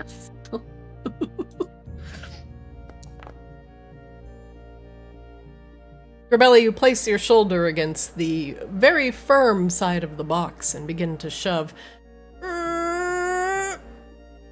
You push it forward 5 feet. You push it forward again, and then it hits the back wall that you initially came to. You still cannot see. Did I move it off of the thing? Should I keep know, pushing it until I get it around the corner? let me check. Rain will stare straight at the floor and retrace her own footsteps to find the square on the floor. Or the whatever the thing on the I floor. don't know if it would fit in the hallway, actually. It does not. The Forcecage is way too big to fit down that hallway, but you have moved it just enough. So now, underneath where the Eldritch Ooze head came from, there is a round gear. 5 spokes in the center and spikes along the outside. Looks like it would fit perfectly in the etchings of the door. I think you did it, Grebella. If you look straight down, I think you can take your scarf off. Grebella will do this. Does she need to lift the grate, or is it like just right there? It's just sitting there. Okay, she is going to pick it up, put her butt to the goo, and leave the room as soon as possible. Yeah, alright. She's gonna hand it to Wangdu. Oh, thank you so much. You get a wheel with a bunch of spikes welded onto the outside and no rubber to protect the rim. Interesting.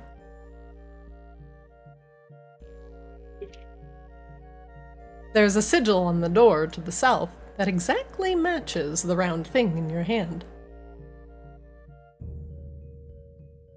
So, just real quick, through this door, I think there is another door that we will hopefully find. And that's the door that goes to the Obliteratus, but I don't really know. Maybe whatever's on the other side of this door is what we need to find to get into that room. Good luck, Whale Doodle. Yeah, there's no way this can go wrong. Absolutely none. Did you check for traps? Oh, no. I can just blow off the door if that's what we want to do. But we went to all that trouble to get the thing to open the door. It would just. I think it would be poor taste if there was a trap, but I mean, I can check if you want. Rain looks around the entire dungeon. Like, I guess I understand that you haven't really. You stayed outside, Wangdoodle, but have you seen this place? It's all a trap. Grebella says very dramatically, staring at Wangdu. It's all a trap. Every bit of it is a trap. I'm starting to get that feeling about my entire contract out here, but you roll with the punches, right? Your internship, you mean? Yeah, that. whatever Lou said I was supposed to be doing out here. It's been so long. Well, it is a Lou gig, so trap sounds about right. Yeah, I'm just used to it. All right, so what do you need from me? There is inside the stone door, etched into the stone, is a sigil that matches the exact size and shape of the thing in your hand. All right. Can I check for traps before putting key in keyhole? Sure, make me an investigation check.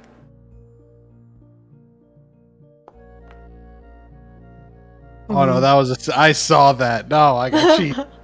The stone door does not seem to have any traps attached to it, although the make is so tight, it's hard to see any gaps. Nah, seems good to me. Not seeing any issues. So let's do this thing.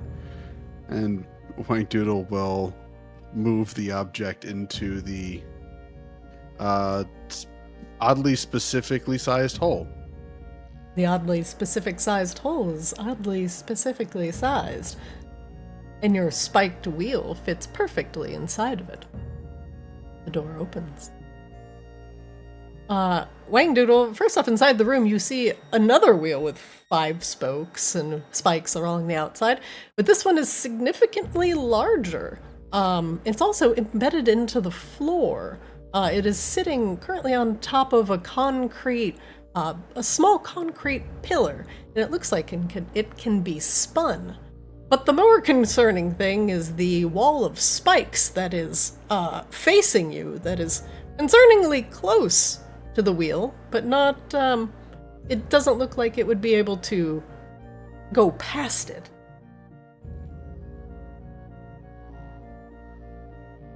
Oh, we're gonna be that kind of platformer. Okay.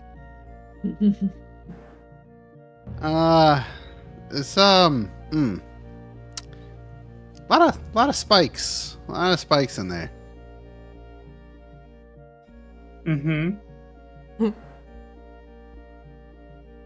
I don't know. I feel like we all dealt with so many of the other traps, Wang Doodle. The least you could do is deal with one of them. Sure, no problem. The wall of spikes stares at you ominously. Make me a perception check, Wang Doodle.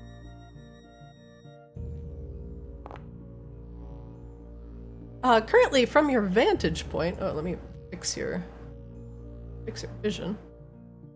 Yeah, I'm kind of in here. Like you're saying, I'm staring at something. I'm not sure I am. There you go. Can you see? Yes. Okay. The spiked wheel in the floor is currently attached to a pillar, and the wall of spikes that is facing you goes from floor to ceiling.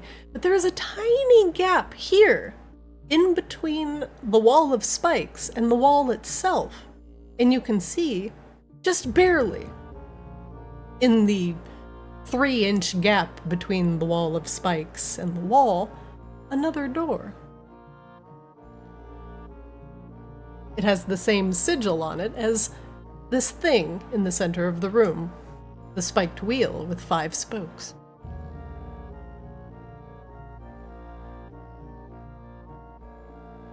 Alright, and do I see a direct physical connection between the column, wheel, and the wall?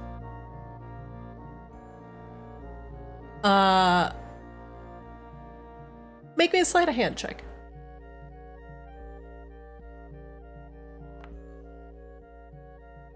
Your artificer senses tell you that the wheel and the spiked wall are connected.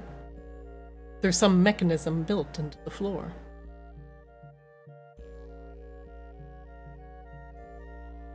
Okay, so now it's how do I get this to turn?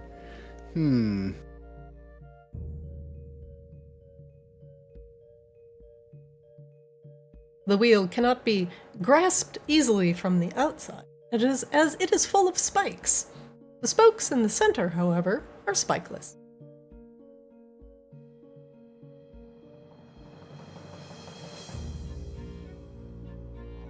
And about how tall is this wheel? Same. Probably about 2.5 feet above the ground. Relatively low to the ground. then again, so are you. Yeah, and I don't jump that well.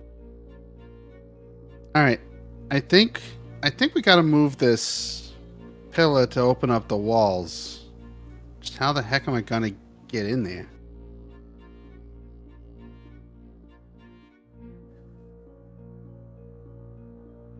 Grebella comes to see if she can be of assistance. The spiked Hey, wheel in the Grebella. center of the floor looks, well, kind of like a steering wheel, as if it were made by a death metal band. Do you know which way it goes? I was gonna start with the regular, righty-tighty, lefty-loosey kind of situation. Okay, I can try that. I mean, we could do that, or I don't know how to. Can you reach? Yeah, you can reach over and grab that, right? The spikes aren't gonna bother you. Yeah, I'm fine.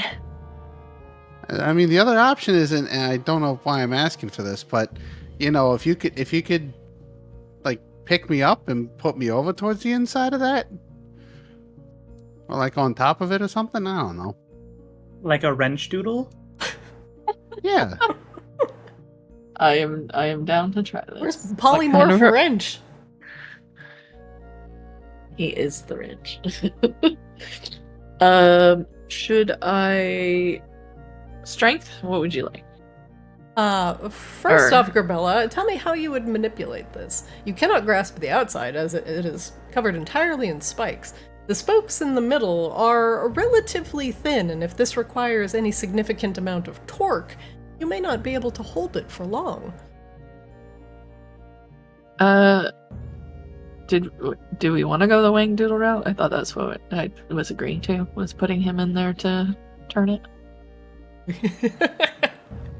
You can absolutely try. What kind of a roll would you like? Athletics, please.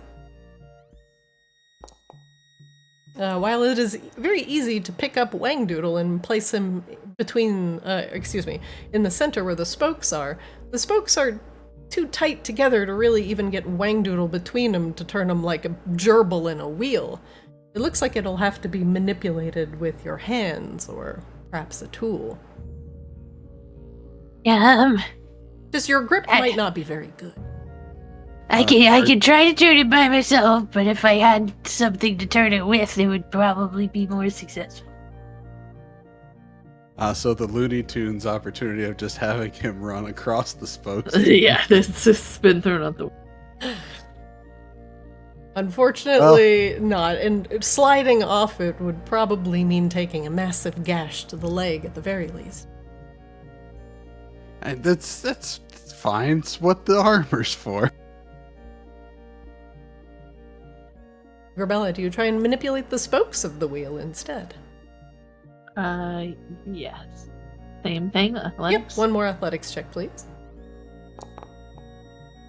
Wow. Reaching over your large hands, grasp around the thin metal of the spokes, and it requires more torque than you realize to turn. Go ahead and double-click the wheel for me. Oh. The wall slides backwards, and you hear, Wangdoodle, you can hear tension spring somewhere under the floor. They're creaking ominously, and then the door snaps back into place. Grebella, the wheel has so much torque to it that you give it a good and then it spins back into place. Both of you saw as the wall went back, there was a lever embedded in the floor. Yeah, I'm definitely gonna need that tool. Kazo, Wangdoodle, what you got? I've got a trident. Oh my god. Hey, you gotta be prepared when you're gonna start catapulting things.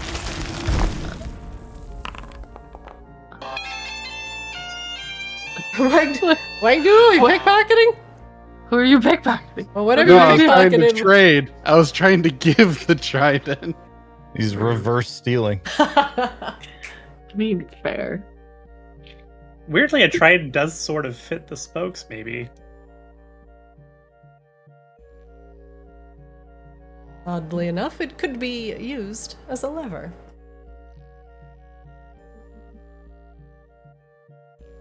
I can't get the trade to work, so it's here. You can drop it on the ground. Yeah, drop it or link it, whatever's easiest. Okay. I tried to drop it, and it asked me how it should like show up. I'm like, oh, no, I'm not pressing this button. You could have it show up as a token? As if you drag it and drop it out of your inventory to show as a token? Says what type should this actor be created as? Tile. Tile is fine. Actor is Base, fine. character, NPC, vehicle, group, or actorless? Actorless is fine.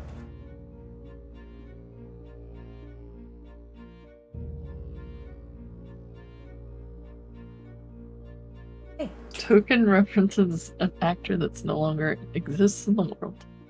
Fine. Grebella, you pick up the trident. Athletics again? Explain to me what you're doing. Grebella, mind you, your intelligence is 7. This may be too complicated for you. This is, yes. Wang Doodle, you need to explain to me exactly what you want me to do. She is going to fuck it up. Alright, so what you're going to do is you're going to take the trident, and you're going to stick the prongs like on either side of one of the spokes, and then you're just going to push on it, like you're stabbing it, and you're just going to keep pushing to turn the wheel for you. Okay, I can try. It'll give you more reach, it'll allow you to really put some extra push on it, and you won't get hit by the spikes. It's a win-win. Grebella, make me a sleight of hand check, please.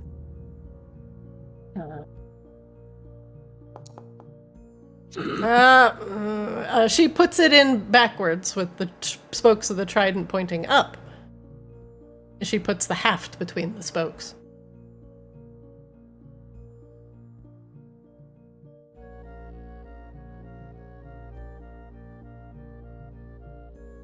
Grebella, this sort of artificery is truly beyond you.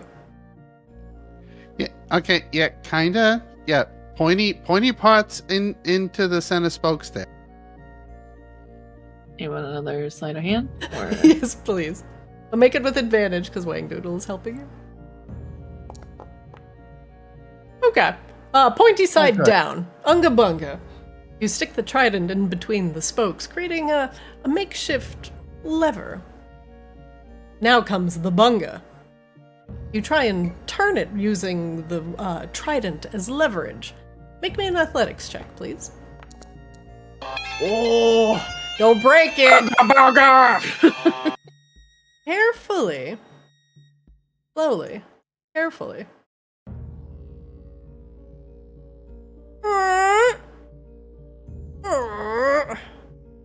You crank that wheel back with the trident. Somebody run! The haft of it is exposed and trembling against the powerful springs that are underneath the floor. The spiked wall looks at you ominously. Somebody check the door, somebody flip the lever, go, go, go! Coslow, hurry up! Or wait, no, Wang Doodle, hurry up! Rain will flip the lever. The door opens as you hear the haft of the trident begin to splinter and break. Move, move, move, move! Wang Doodle peeks out the door and points his gauntlet at Grebella. It's like, come on, time to go! Everybody else has to go first, don't they? Yeah. Go. Oh, going See through, swap. yeah. Move your booty. Yeah, go, go, go, go! Better hurry. Yeah, it's I have about to to break. find it, I'm sorry. Sorry. Ah! You're going the wrong way! Oh my god. It's been 2 minutes and you're lost already? You had no job! Grebella, make me an athletics check. You're I'm the a last vertebrae. one holding this. And she is gonna zoom. The spiked wall slams shut as you hear the trident snapping. Twang, twang! The door snaps back into place. The hallway is now even tighter as it's full of adventurers, and Wangdoodle in the front. You see a door carved with an ornate-looking hammer, surrounded by wreaths of fire. Sure hope that lever unlocked this door.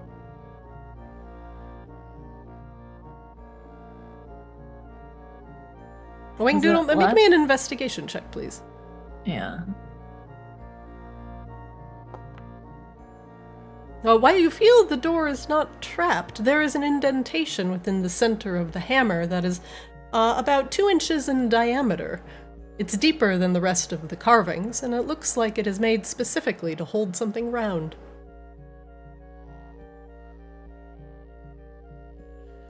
Hey, it looks like there's some kind of like cylinder or disc or something that's supposed to go inside this sigil area here. Oh, probably the coin. Coslo, do you have the coin? Yeah. I still have the coin, right? I didn't do anything with it. I forgot who picked up the disc, but yes. I I had have the, Eco send it back to Coslo. I have that essence Yeah. or Firestone or whatever it is. I need people to check their inventories to make sure whoever has... But it's not me. It has to be Coslo, Sea Swapper, Rain. I have the Elemental Essence Shard Fire. That is not what we are looking for. I don't think the thing that Rain sent to Coslo ever entered my inventory. It might be in Rain's inventory. You should check. Ta-da! Oh, I guess Eco brought it back. Haha. Okay, pod meat. Excuse me. Pod meat. Yeah. Rain will hold up the mark to see if it fits. It will fit inside the hammer, the round sigil inside the head of the hammer. You know, it's really funny. I was here and I had this coin on me the whole time. Awkward. Hey, you know, it happens to everybody. Rain will put it in the hammer.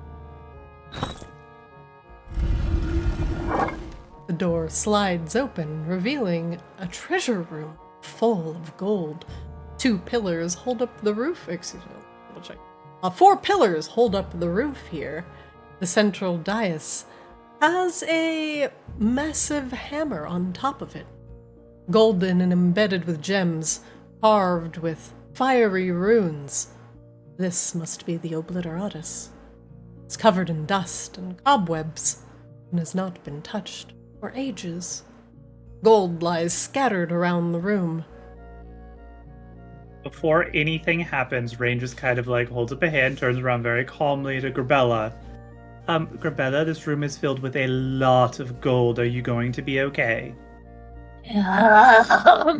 Like a lot. Like so much gold. Oh my god. She is not. Grebella. Gold piled from floor and I shouldn't say floor to ceiling, but scattered across the floor amidst various gems and broken down chests that are worn with age. The dragon part simmers inside of you, and your greed causes you to push aside Rain, so you get into the room first. Well, that's one way to check for traps. Nothing happens as you step inside the room. The glint of gold promises a much larger hoard for you, and you feel invigorated.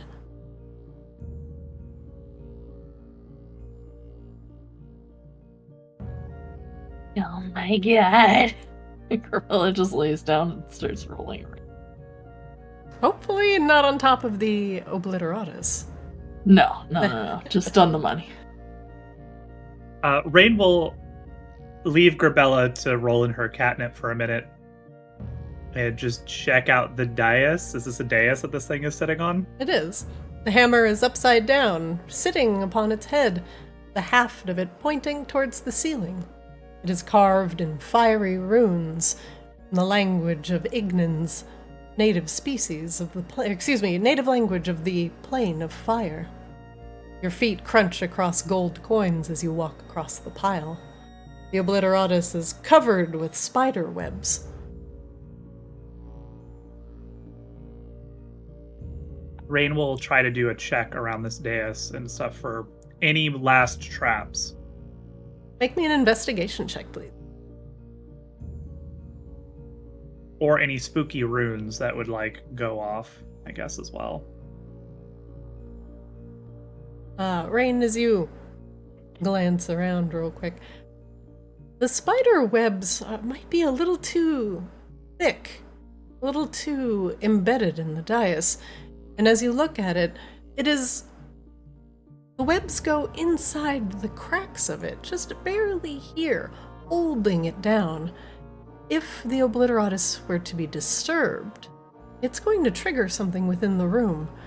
The cobblestones themselves are perhaps a little too wide set apart, and as you look down at some of the coins that are stuck between the cracks of the cobblestones, you feel a light wind on your face that smells vaguely of tar. You have a feeling if this Obliteratus is disturbed, this entire room and the gold within is going to go up in flames. So, funny enough, I think, Grebella, you're perfectly suited for the purposes of this. I recommend that any gold we want to take, we should take now, and don't get anywhere near the Obliteratus for right now. Just go ahead and sweep up any of the gold you want before it all gets torched and... Wait, Grebella can't touch that. No, don't touch the Obliteratus. Not yet. Well, she can't touch it, period. Oh. That might be a problem, yeah. Okay. Mm-hmm. Yeah. Okay, either way, I think if you want any gold, now is the time to take some gold. Grebella will definitely start checking the chest and pocketing what she can. Yeah, right, like the pocketing spider webs everything are you can specifically find. around the hammer. Yes. Okay. Don't touch the dais, don't touch the hammer, but anything else I think is fair game. So- And no no explosives or open flames, please. I'm just gonna start scooping up gold and throwing them in my pockets. For those of you that want gold, you can double-click on the Obliteratus and take the gold. But don't take the Obliteratus. Just split the gold. Whoever's just doing hit it, just split hit the the gold. split. You guys did we hit the button? I hit, Yeah, you hit the first, button, but boys. things are being weird. I'm just not gonna click anything.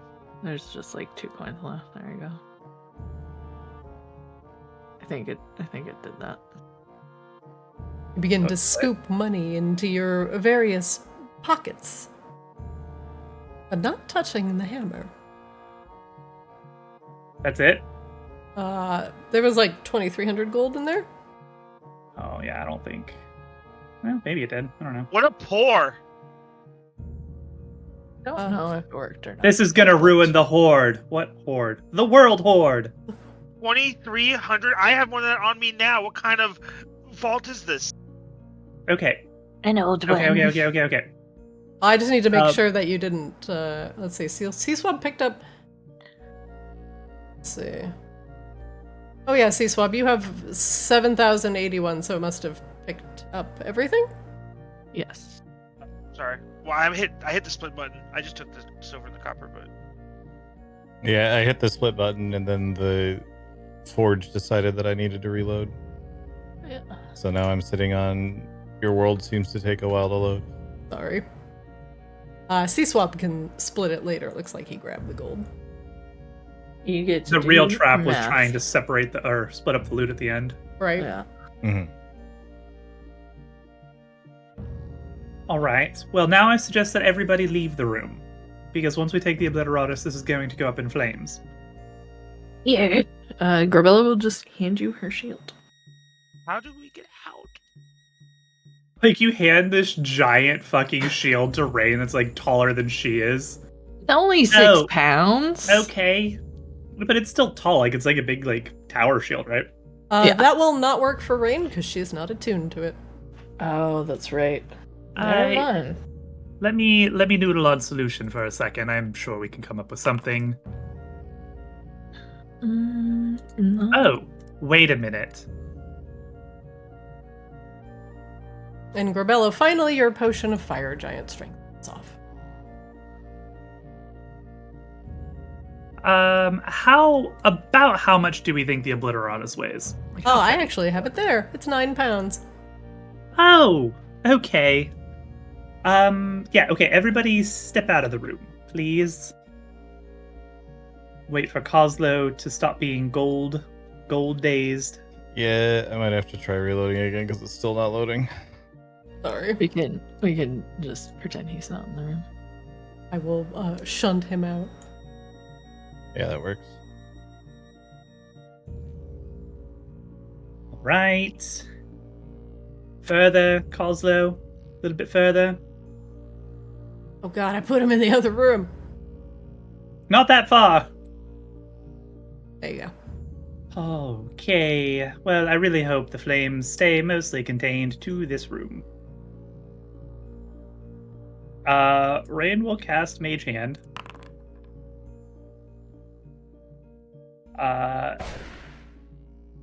And float it over to pick up the Obliteratus. You float the hammer over to you. The spider webs on it go twing, twing, twing, and disappear back into the dais. The door slams shut, and you can feel the heat as the door begins to glow bright red. Fire fills the room, and the acrid smell of tar stings your nostrils as you stand there, Rain. The Obliteratus now sits on the cobblestone floor between you and the party. Well, I guess we got what we came for. You can't touch this, you said, Grebella. Oh, right, because it destroyed... Yep, okay, no, that sort of makes sense. Yeah. Okay, well... I guess Rain just tucks it in the bag of holding. With the gunpowder. With the gunpowder! Good point, Coslow. Here. Rain starts shuffling casks, 17 casks of gunpowder over. You know what? Grebella has a bag of holding. We just found this out. She can store your explosives. We're gonna have to move these rocks to get out of here. Oh no, those are already disintegrated. Yeah, actually. most of those are completely gone. You can now walk on them pretty comfortably. I have loaded back in, but I appear to be several rooms back. Oh no. Well, we did shunt you out of the room. Right, I'm back in the lever room before... Yeah, there we go. There you go.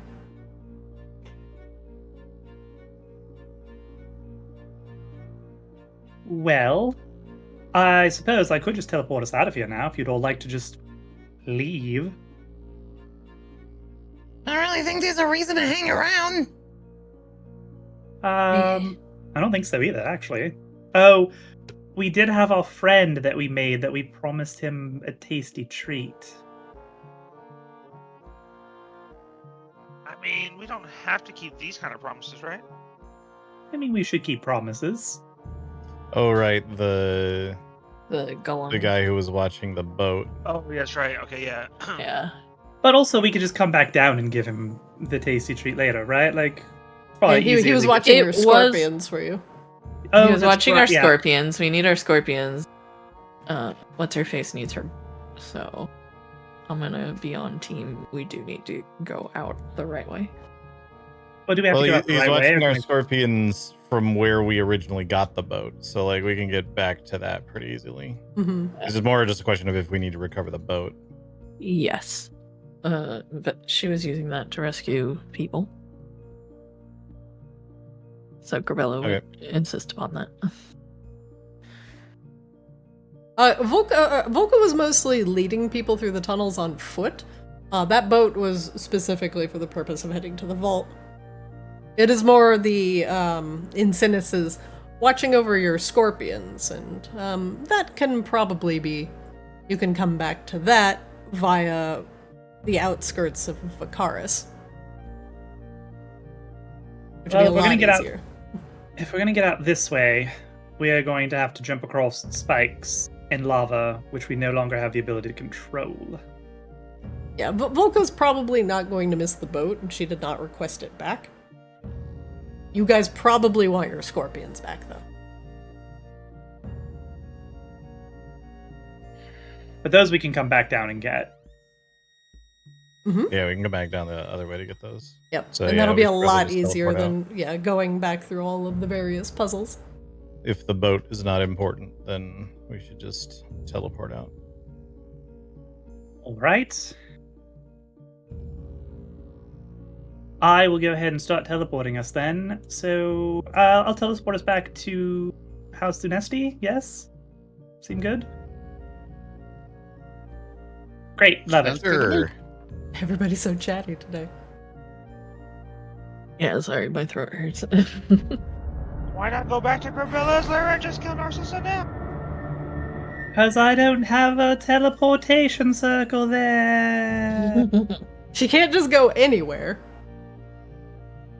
Alright. You have a weird fucking blood rune there. I'm not going to teleport to a weird fucking blood rune. Yes, House Lunesti. Alright. The Obliteratus in hand, you begin to murmur the magical words and activate a teleportation circle back to House Lunesti. One moment, please.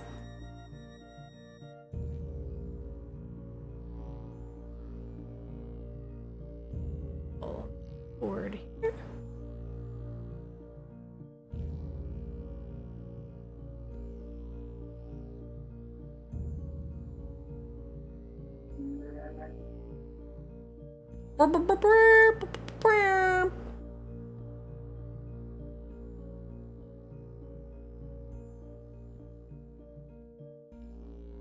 One moment, please.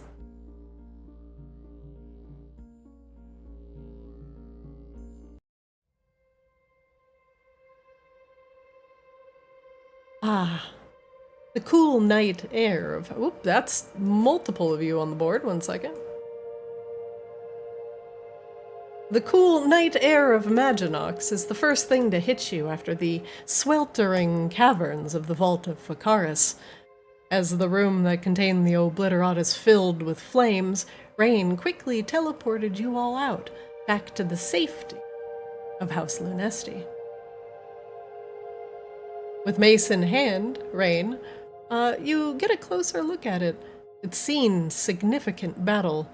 Bone dust is ingrained in the small cracks that make up the runes and sigils.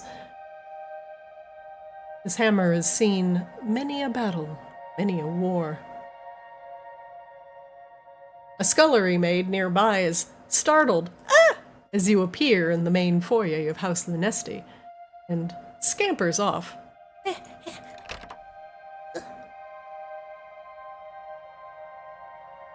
But most of you are at least thankful to be out of that sweltering cave, with victory now in your grasp. What do you do?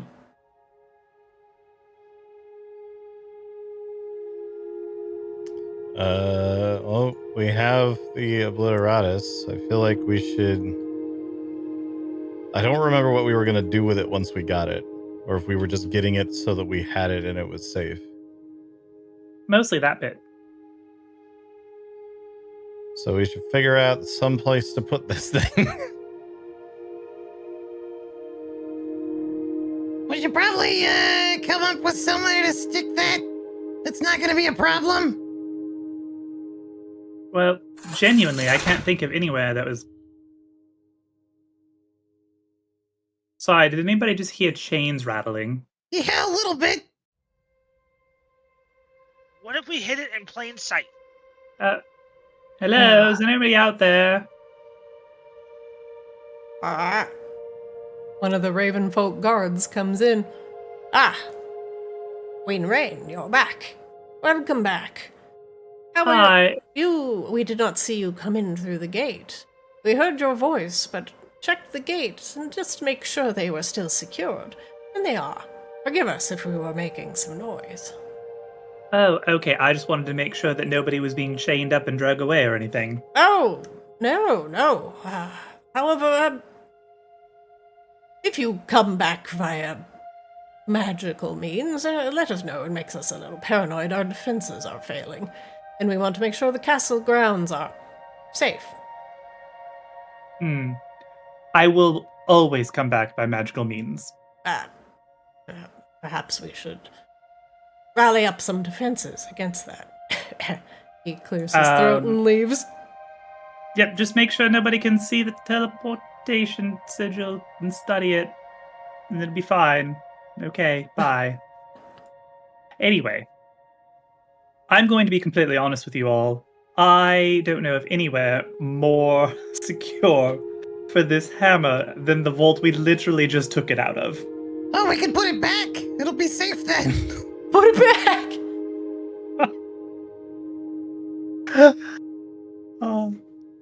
I sort of think maybe we should hang on to it for a bit.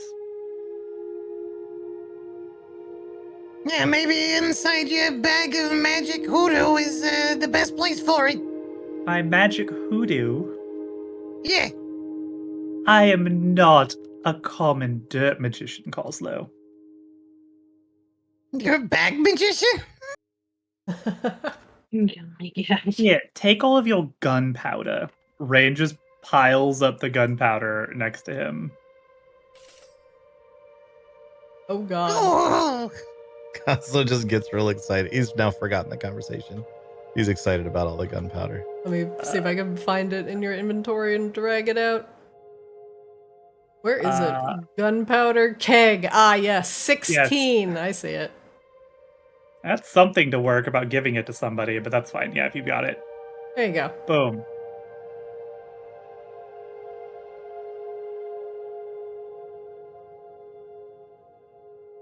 Rain begins to magically pull out from a very small sack keg after keg of gunpowder, placing them in a neat little line for Coslo to pick up. Those all have to be stored off House Lunesti grounds, Coslo. Got it.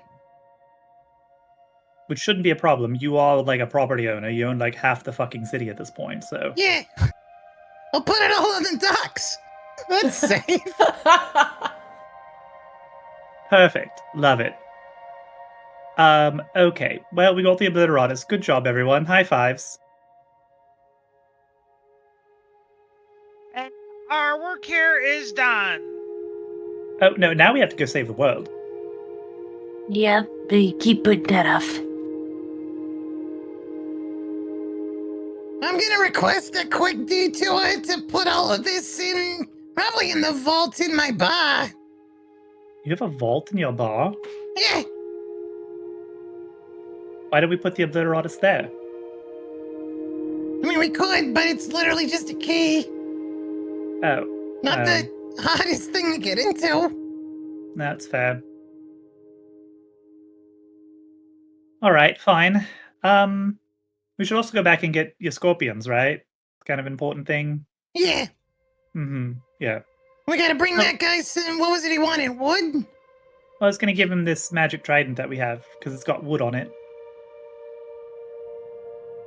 Sure. Oh, maybe we could give him the Obliteratus. He'll eat that, and then the whole problem will be gone.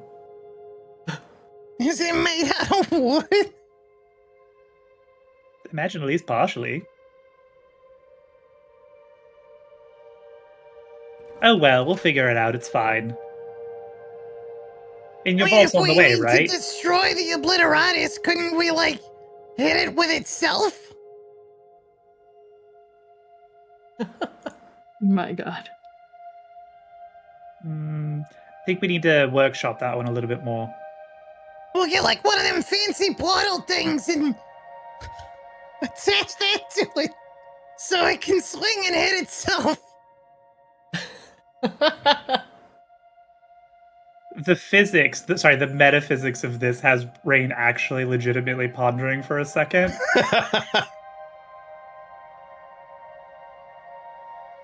The Obliteratus cannot destroy itself, as the Obliteratus only destroys the undead.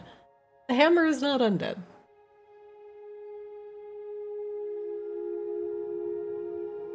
Okay, hear me out. We kill the hammer. We raise it from the dead. Okay, there you go. It's simple. We kill the Batman. With the Novus's most powerful forged weapon from the plane of fire now in your hands, it seems like, well, it's a small victory for you and the team. You could potentially destroy Narcissa after retrieving her skull, of course, and send her and the souls attached to her back to Arctis. Or excuse me, no, not back to Arctis. They would be completely destroyed. But this would anger House Umbralis. Without freeing the souls from Narcissa first, they do not want them completely annihilated, as it could cause further harm to Arctis. Arctis needs as many protections and power as possible.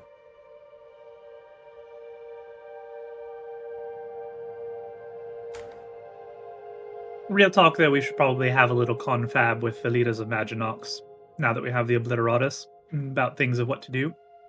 Yeah. But let's go get the Scorpions first. That's not important. To the Scorps.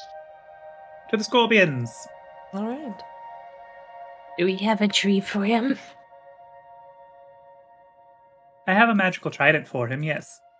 It's what he was excited about when we first made the deal in the first place. That's fair. He was very excited. One moment, please. Even has a little bit of metal at the end, like a dessert. You all begin the slow trek back to Volka's hiding spot, avoiding Vicaris and taking the kobold tunnels from Kozlo's den. It has been a very, very, very long day.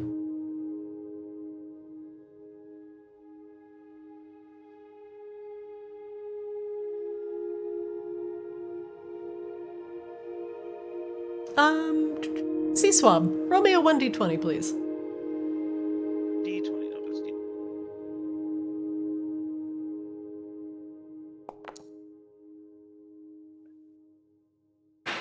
Ah, yes, a 3. Could not possibly be bad in any way, shape, or form. Your trip back down to the tunnels. I listen in the background for strange noises. Is relatively uneventful. You do not run into any wandering Magmarans chasing Vaki, nor do you run into any Vaki on the way back down. One moment, please.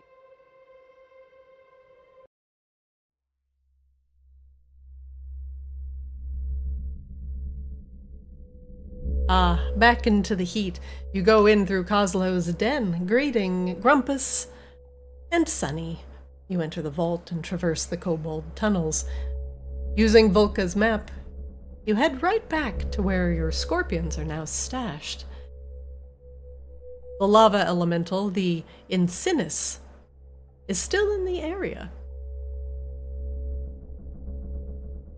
It is currently sitting on the side of one of the magma rivers, gazing into nothing.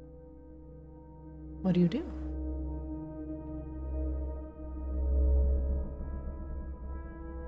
See the Scorpions.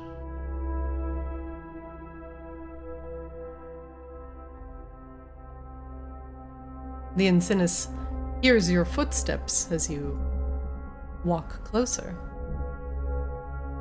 and whirls with a growl, fire coming from its mouth. And then it stops. Seeing you, it closes its mouth, and instantly the heat abates. Hello, friend.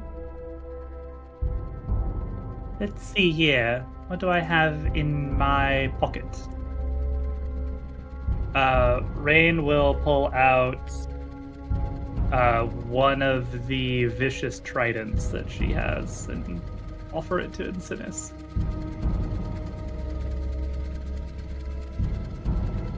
One of the vicious tridents. Yep. Nice. I'll use me to reduce it to 1. I'll just put it. Oh, you got it. Yeah. Oh, because you can pull things out, sure. Yeah. Look at you all special like a DM. Incinis walks up to Rain and then looks down at the trident, picks it up, and begins crunching on the haft of it.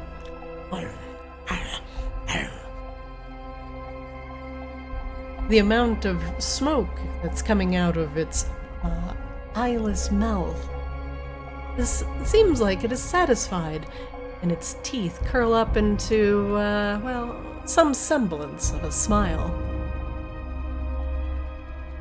It gives out a belch of light gray smoke.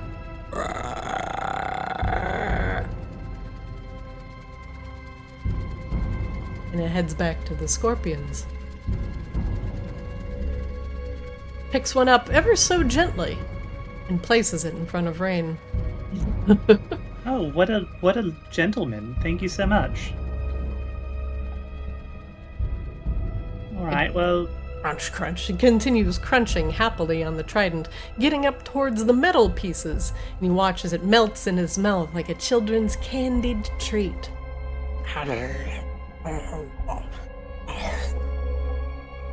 Yep, like icing on a cookie. This is why you always let your cookies cool before you ice them, by the way. Otherwise your icing just goes everywhere. It is M to mount. After you can hover over, you can target, but you must be 5 feet from your scorpion in order to mount it. Lord Jack's Scorpsman is Kozlo's. So please don't take it. Trouble doing that. You gotta target it. Yeah, I am. You're too far from it. Too far. You gotta be all up in his pincers. You're on it. Oh, okay, there we go. I put my hand up on its pinch. When I pinch, we pinch, we What was pinch. the hotkey to mount it again? M.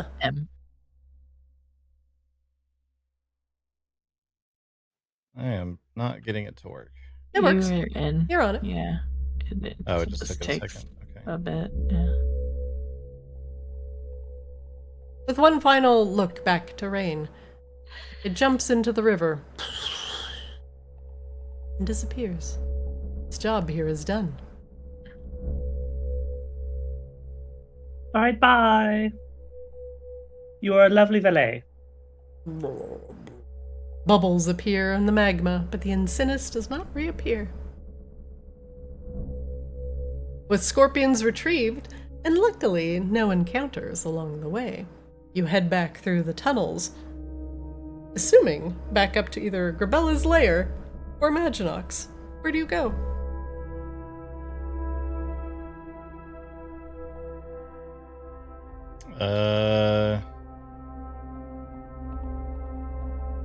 For what it's worth, I'm not inclined to bring the Obliteratus around Narcissa at the moment.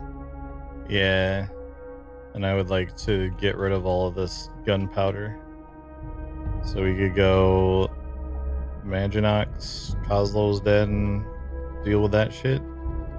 That's good. I have to run to the restroom. Seems like a good idea.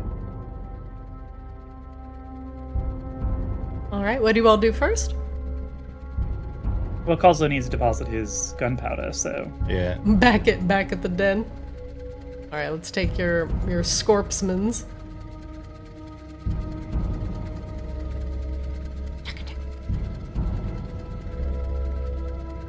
And clacking back through the tunnels, you make good time back to the streets of Maginox. I'm gonna leave them parked outside, so one moment, this might be a double scene change here.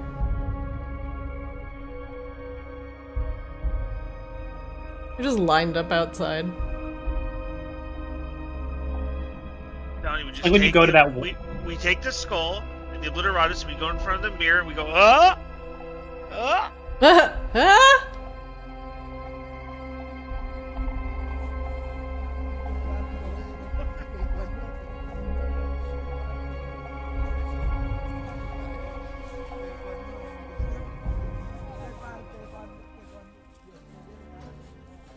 It is an uneventful trip back to Maginox and up through the tunnels.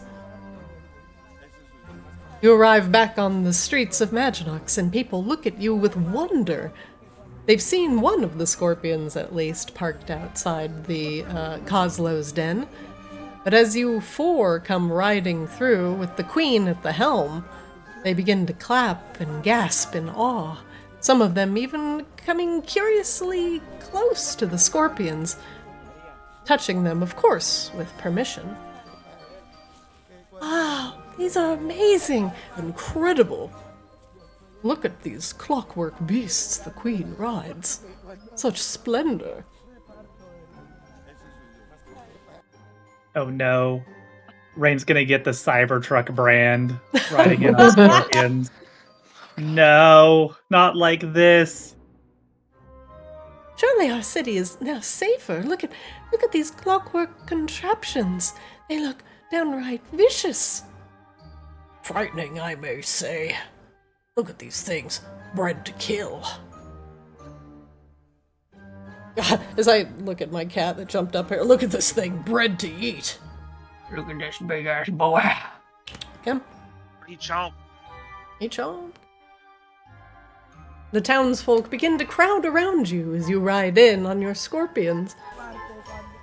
Amazing. Wow, these are really cool. Are you the masters of these metallic beasts? We are the masters of pretty much everything. Well, she is, points at Rain. I wouldn't phrase it quite that way, Seaswab, but thank you. Impressive. Surely our city now will be safer than ever.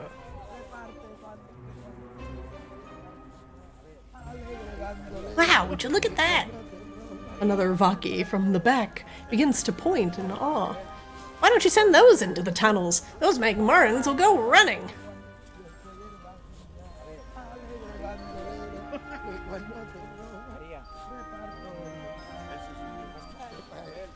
Sorry, how do I dismount again? N is in Nancy. Do I need to have myself targeted? Mm-hmm.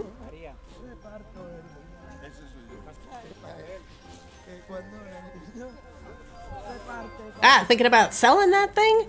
I'd love to take that thing into a spin straight into Vicaris. Pow! Whap! Clang! I'd kill every Magmaran I see. Yeah, we're not doing that right now. The very excited Vaki wanderer comes up to Seaswab. Hey, how about it? I'll give you my family's riches. No, their entire estate.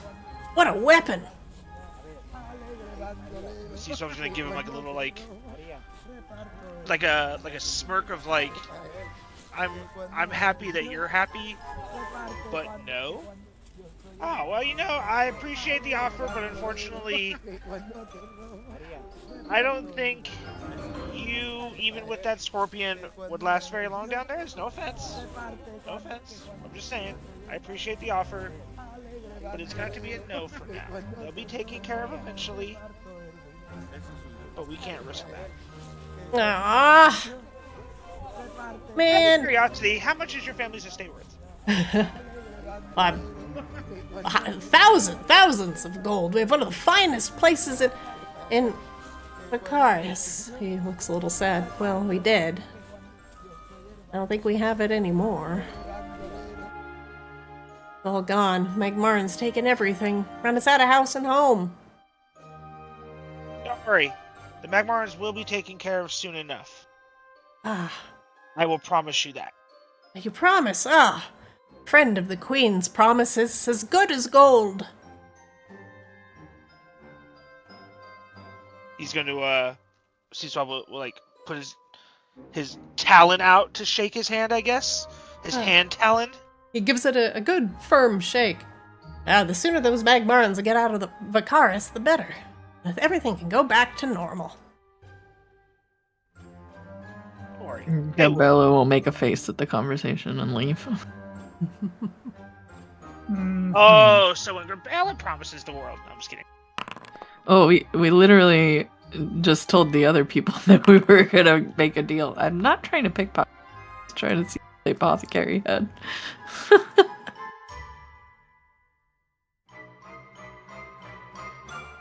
No, we just told the Magmarans we'd have a sit down one. I technically didn't promise we would kill them. I just said we would take care of it. That's true. Yes, because technicalities are what matters to a young, impressionable elf who wants his homeland back. Technicalities are all that matter to me when I draw up the contracts. That's all I have. Did you sign a contract with that young boy? We went into a verbal agreement. I'm sure he'll remember it exactly that way later, when we potentially don't destroy the Magmarans like he hopes. I have more gold in my pocket than his entire family is worth, okay? He'll be fine. Trinkets, I'm not entirely sure what those things have to do with each other, but okay. To the den, yes? Yes, Grebella's gonna stop and thank Miss Grisella before she goes in for the dress. Grebella, what a delight to see you again. Did the dress work out okay for the coronation ceremony? I felt a little awkward in it, but everybody's... That's what...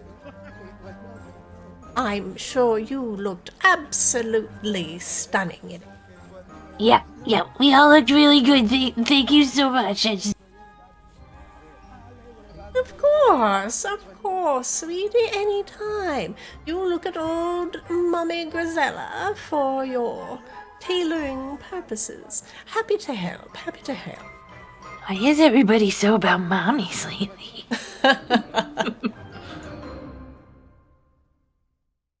Hi, buddy. Hi, here. Can we... I hear salutes everyone. All's clear. Welcome back, Queen Rain. And Mr. Greenfinger, welcome back. You look hale and whole. Your skin is a delightful shade of green today. Here, is it? The large sign that hangs over the door says, Coslow's Den. Rain approaches here. Here, is it? Yes, it is. Sorry, I what can do for I you, wasn't lady? gesturing to like here, like H-E-R-E. I was saying, yeah, Oh, yes, yes, my name is Here. Yeah, Could you do me a favor?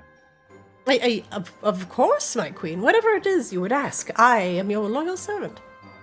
Well, thank you so much. But could you send a message to Catherine, Alara, and Lena for me, please, to meet us here at Coslow's Den in the back room, right? Back room is Back room is quiet? correct, yes. VIP? Yes? Okay, great. Yes, and just those delegates. If you can find Eris, or have a message delivered to Eris, that would be lovely as well. I know he's very busy, but he'll want to hear this as well. And kind of actually like the idea of doing it not in the palace for a change. Right away. Thank you so much, and do try to make sure they're inconspicuous. Of course. With all due haste. You know, not riding up on gigantic brass scorpions or anything. They are a bit they are distracting most of the people on the streets for now. If I dare say you would want to smuggle in some nobles, you've provided a very good distraction. Also, does LoJack Scorpsman have LED lights underneath his undercarriage? Coslo's like, actually, that's a great idea. Are his claws spinning? Oh my god. Great. Love it. Thank you so much, here. Of course. As you walk into Coslow's den, the familiar face of Sunny greets you. Let me make sure you guys aren't already in this scene. Oh, you are? Like time travel rules, you can't see your duplicate. Yeah. Gives Sunny a big hug, picks him up. Whoa! I missed you. He just moos loudly. Oh dear. Grebella, you're gonna hurt your back. Oh, Nah. I've put on a little weight since I've been here at Coslow's den. I've been trying all of the new things the goblins have been cooking. He pats his, a little bit bigger belly. Oh, being a taste tester is hard work. Sure it is. Oh, I'm really glad to see you all. Oh, I mean, I'm always glad to see you, but I'm especially glad to see you today. No. Oh, Starbucks. No. Well, It's like my shit on laptop, even though it is open. yeah, the bar is bustling. But please, after you, m'lady. He gestures to Rain and the rest of the group. Oh, C-Swap, you want to check the tills? Our bankroll is booming. I'll take a look at the books when I get a second. Thank you, Sonny. Oh, of course. I wish I could read. Hi, Leon. Hi, Grumpus. How's it going? Grumpus waves, but is very busy serving everybody at the bar. Leon comes out and he's bussing tables. Think we need more help? As promised, the bar is absolutely bustling. Every table and chair in the house is filled, and the sweet smells of food are coming from the kitchen. And it's actually good-smelling food. And that internship paid off. Well, welcome back. Hi. Oh, that till is absolutely full. I paid out everybody their salary, but the rest is in there for Coslow to divvy up. Yeah, no, that looks good. It does seem like we need to get... Finally, we could probably get some of them specialized imports that the people are used to. You know, the fancy stuff. The good food. Finally, some good seafood, too. And the swill? Oh man, I can't wait for the room to start coming back in. So not in like an accusatory manner, just in a general asking manner. Can I verify if what's in the till matches sales? He does not keep receipts, so you are assuming what is in the till is what is in the till. You don't know if Grumpus has been scraping anything off of the top, but there are no paper receipts to be kept. Though the last amount that you saw in the till was a lot less than what is in there now. There's probably about 350 gold in there. There's about 800 gold in there now. Would I feel like, would that, I guess, line up in a sense with what we have been selling and the amount of time we've been gone? It would be very, very busy and would also count the coronation. Alright, I'm going to go ahead and I'm going to put my trust in Grumpus. I would not accuse him of skimming off the top. Grumpus, we'll have some visitors. It would be lovely if you could ensure that they are discreetly guided to the VIP room in the back when they arrive. He nods. Should I do it, or should I have Sunny take care of it for you? You don't need to bother yourself with it. It's fine, as long as it's done. Yeah. Leon, come over here. He relays the news to Leon, who nods and gives Rain a thumbs up. Yeah, of course. Thank you so much. I just don't want to leave the bar. Another round, barkeep. See, they'd be working me to the bone. Of course, far be it from me to get in the way of anybody making money around here. Hey, boss. He goes over to Coslow. You just take whatever you want out of there. I haven't really expanded whoever's been working for us so far, but I made sure everybody got a little bit of a bonus just for working the coronation, of course. Guys, I will look through the money that's in there, and Grumpus was just talking about like buying new stuff for the bar. Could you use that to expand the food offerings and such here? Oh, absolutely. We finally been getting stuff in from the docks. Dara sent me an updated list, and, well, I just wanted to show it to you and C-Swab before making it official. It's definitely some more exotic goods, namely some imports from Xavier, including some special wines from the south. People love stuff around here they can't get anywhere else. That's what makes Maginox Maginox.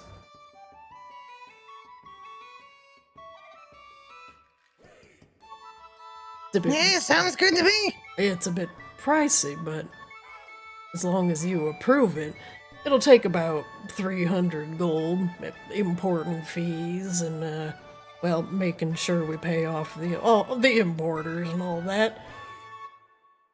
But it should give us enough stock to churn out a pretty hefty profit for that small investment.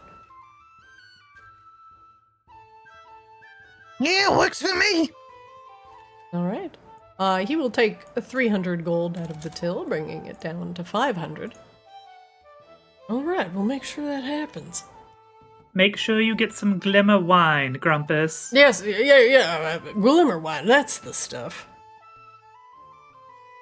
Just had to, dot the I's, cross the T's. And none of that cheap shit from the Sealy lands.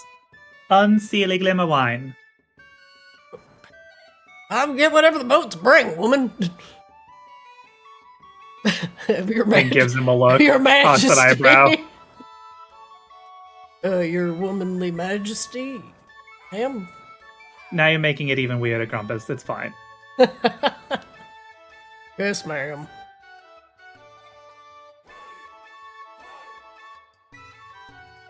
Ray goes back to the VIP room.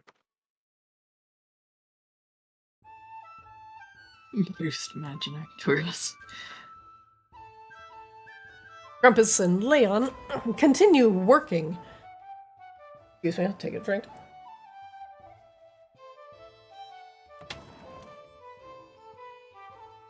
I'll be honest, every single time we come into the back room, I never know if we're going top or bottom.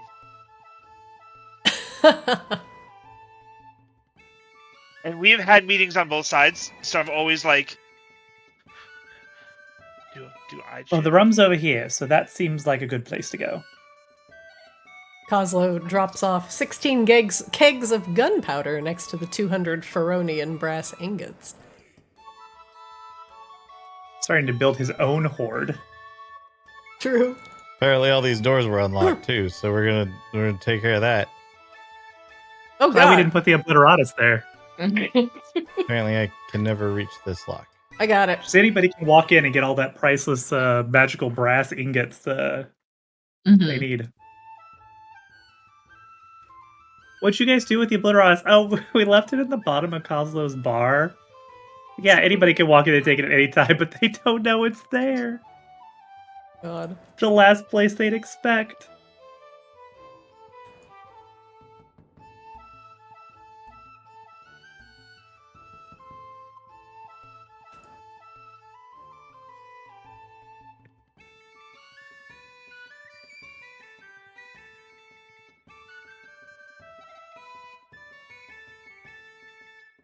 Alright, the rest of you reach the back room, where the atrociously green upholstery has absolutely taken over, much to the Green Finger's name.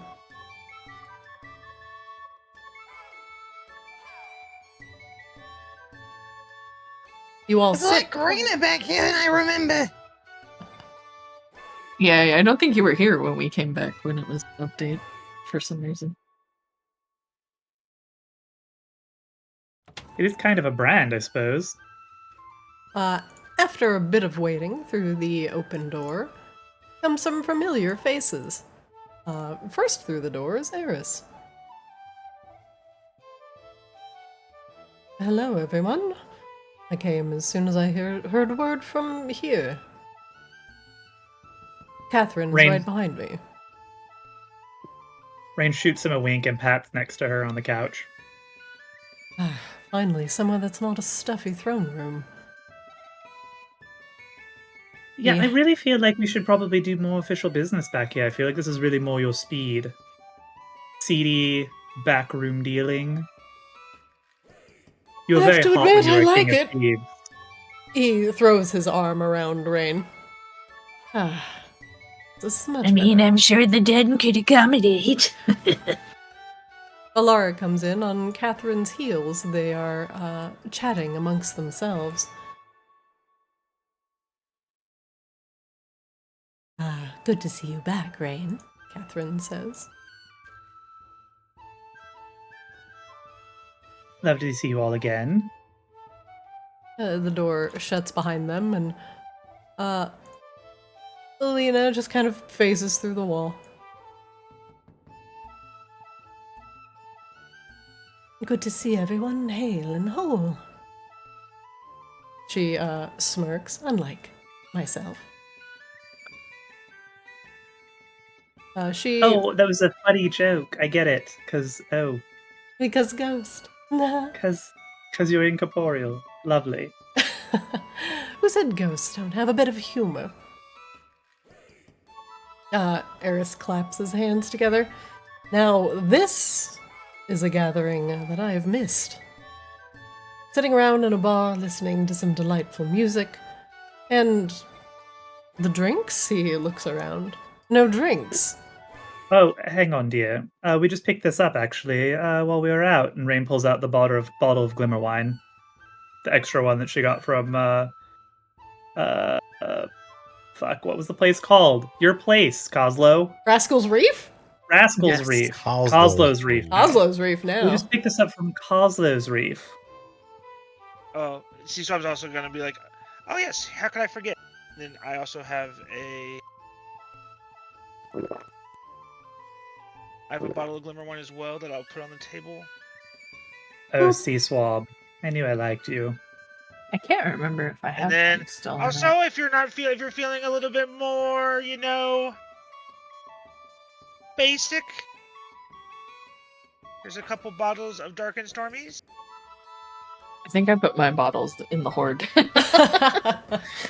Now, this is a party. He grabs the bottle of glimmer wine. Yep, bring that over here. That's exactly correct. Uh, So, Catherine starts pouring some dark and stormy. that's on brand. Yeah, What? Is it because I'm a vampire and I like the dark? Well, no, it's because you're dark and you're Stormcrow, but, that's fine too. Fair, well played. C-Swab's gonna give a nod when Rain says Stormcrow, like, yeah. That's what's up. It is good to see everyone. I am tired of the stuffy conditions of House Lunesti. No offense, my king, queen. It has been far too long since we've had a bit of a day off. Well, funny yeah. you should mention that. Good news and bad news about that, yeah. Good news and bad news. Good news, enjoy your drinks.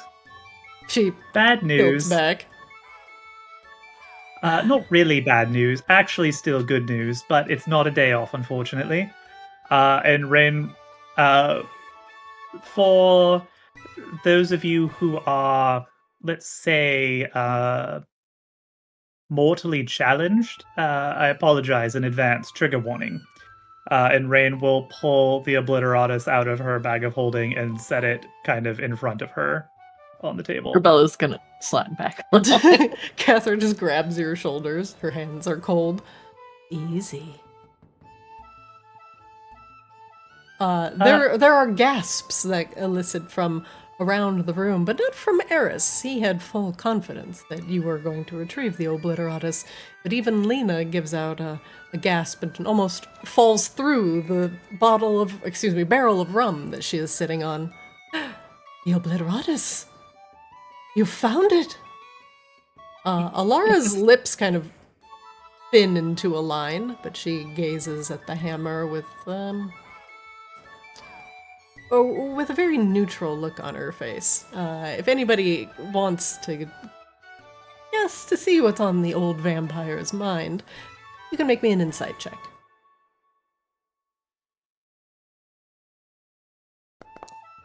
Oh! What?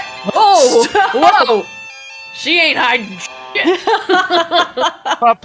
Poker face. But Coslo's like, Coslo.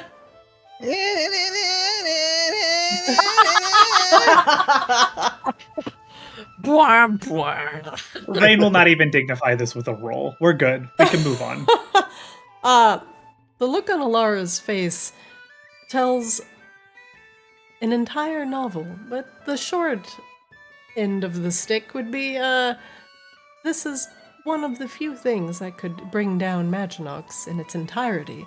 And Alara was there when Maginox was founded, and she has no intent on seeing it destroyed so soon. She's not excited to see the Obliteratus, not one bit, but it is more out of worry than anything else. And the understanding that things in Vicaris has changed dramatically. So you found it. Well, it turns out finding it wasn't exactly the hard bit. Well, I don't know if I agree with that. Well, I mean, we knew where it was. It was exactly where we knew it was. There's more getting to it and getting it out. That was a nightmare. Yes, it quite was. It turns out the Magmarans were also trying to get a hold of it. They had some inkling that they could use it to pressure Maginox. Or possibly even just conquer it. Alara shoots Lena a very pointed look. I had told you, Lena, that retrieving the Obliteratus was dangerous at best, and did not put us anywhere more advantageously, politically. Lena nods, but gestures to Coslo and Rain and Seaswab and Grebella. Yes, but you understand the necessity, the unease that was going on in Vicaris. We had to get it, plus the danger of Narcissa. I thought we could utilize it to threaten her stance in order to release the souls that are in her captivity. They need to be released back into Arctis. Alara shakes her head. She clearly does not agree with Lena on this. Well, disregarding Narcissa for a moment, the reality is simply that Novus no longer is who he used to be. The Vault of Vicaris was largely unprotected. That's not entirely true. Still had some pretty devious traps, but nothing we couldn't handle. The four of us. 5 of us. Where's Wangdoodle? Wherever Wangdoodle is, the 5 of us. He's in my backpack, don't worry about it. Oh, great. Perfect. Which says to me that an entire army of Magmarans certainly would have eventually gotten their hands on this, one way or the other, either through some cunning or more likely through copious amounts of their own blood. Yeah. So And as on with that many note- things, this kind of becomes our problem, as so many other things do. On that note, though, I did send an official missive, along with a Magmaran delegation we encountered, to request that they attend an audience here in Maginox to discuss our new geopolitical terms.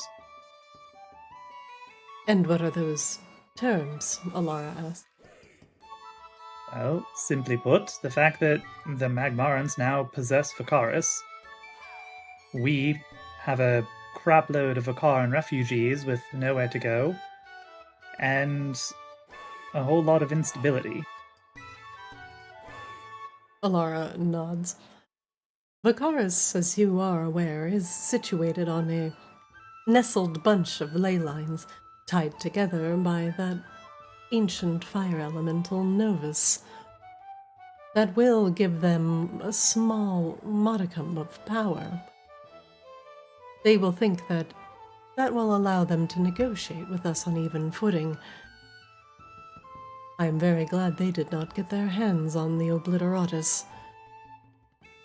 It seems to be that they would love very much for the ley lines to be, the technical term would be unfucked, I think.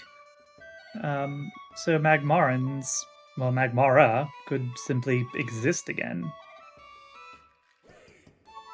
I don't disagree with them, for the record. I think it is something well worth doing. That is true. We are in no place to deny Magmara their ties to the elements. However, there is one thing. We do have renewed access to our undead world tree friend, that is for sure, and we could beseech him to potentially regrow those ley lines that would go from Vakaris to Magmara. However, there have been rumors that Magmara is suffused with the slow, and what Novus attempted to stop could rekindle the slow traversing those ley lines, even reaching us here. What Novus did was not entirely incorrect. It did stop the flow of the slow. However, it did pool within Magmara and cause a significant amount of pain and strife to those people, though sparing the others. I did include some tidbit of information that dealing with the slow directly is our first and primary concern here in Maginox. I don't think anything to do with the ley lines we alter until we have a solution to that particular problem. The Magmarans will not be particularly happy with that if they understand that we have the means to restore their magical prowess, but not the permission. They don't need to know that we have the ability immediately, do they? Certainly ley lines are complex enough things that studying them to ensure that we don't do more harm than good is something important. We could stall for time. Amount of time. We would have time. My concern is that if they decide to become bold and kidnap any Vaki that have become comfortable within Maginox, those rumors can travel, or they can potentially torture it out of some Vaki if they get the wrong word in the wrong ear. Well, it does so happen that we have one ley line expert on my crew. I would be very happy to send her along to begin research if we had other people who would be willing to go with her, ensure her safety, but as also provide any assistance. Certainly that buys us some time, shows us that we're doing something. Alara nods. I refer to Shar, Iceborne, of course. She nods. I am vaguely aware of the scholar. Yes, perhaps when things are a bit more settled, and we have divined a way to ensure that the slow does not crawl across the ley lines once more, that we can send her and some dignitaries to Magmara. Hopefully when things are also a little bit more or less tempestuous. And Lena in the back. And what of Narcissa? She strains at her bonds, wishing to be free. The mirror holds, does it not? So far as I could tell, it does. Have you divined a way to separate her from her people, that she is bound to her without destroying both utterly. It is important that they are returned to the cycle. I fear that their absence has significantly hurt the regenerative power of Arctis. I have a few thoughts on the idea, but nothing conclusive yet. I am certainly unwilling to extinguish Narcissa, though, until I've had a chance to actually go to the Ice Library myself. Don't know if anybody else here feels particularly strongly about extinguishing her right this moment either. Rain glances to see Swab, Coslow, and Grebella to chime in. Coslow just kind of shrugs. I think a better solution has to come. I will say, I don't think Narcissa is entirely in the wrong, though. I think she is a terrible person who's done terrible things, but some of what she has had to say does ring a little bit true in terms of the things we've learned about Arctis ourselves. Lena I do think we need to be scoffs. wary. She fools you with her silvered tongue. The souls she has tricked into binding to her are helpless, innocent. They have nothing to do with that frost witch's magic. I'm not going to argue with you, Lena. I have no idea the intention of what those souls did or did not consent to. It's also not really my concern at this moment. My concern, however, is what has become of Arctis the dragon as it relates to the slow, and what his intentions are should we deal with the slow. I'm not from these lands. There are people in the south who remember when Arctis showed up in the first place. They've always been rather skeptical of this entire landmass, and now I sort of know why. I would very much not like a giant fuck-off dragon to tear a hole out of our sphere because he got scared from Mommy finding him. Everyone around the table nods. And what are your next steps? Alara asks. Is it finally time to paint the picture, the Arctis Borealis, and receive your boon? Well, that really depends. Everybody, look in your quest logs real quick. Are there any other side quests we have to do first? Like, shake them out. I'm looking at you, C-Swab. Coslow. Grebella. What? Yeah? Any other lingering side quests? Yes, Loose ends? I've got a daily quest that gives me 150 reputation with the Raven's Bloods. Aren't you already exalted, Catherine? Jesus, you already have the title and the tabard. What more do you want? You greedy bitch. I need all the transmog. I don't have enough of my cooking dailies done yet. Yeah. Something's loopsome. Fisherman? My brain was touched today. I'm sorry. I'm definitely. Oh, yeah, Grebella got whammied by some kind of horrifying eldritch slime. I don't know if anybody has anything to deal with that. Yeah, it's called alcohol. You can't tell the difference. You know, You're not wrong. your Raven friend might be correct. Here, Grebella, even though you don't taste or even necessarily get drunk, the soothing burn as it goes down your throat might bring back some nascent memories.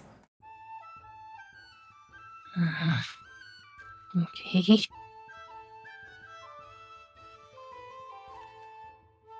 She hands you a shot of the dark and stormy. Here. We all can't pretend we're dead all the time and think we are so in tune with the thrum of life. Indulge. Grebella will nod and drink it. And put your mind at ease. You are with friends again. Not amongst the, well, maddening things born of the slow. Grebella, after a short rest, your intelligence will come back.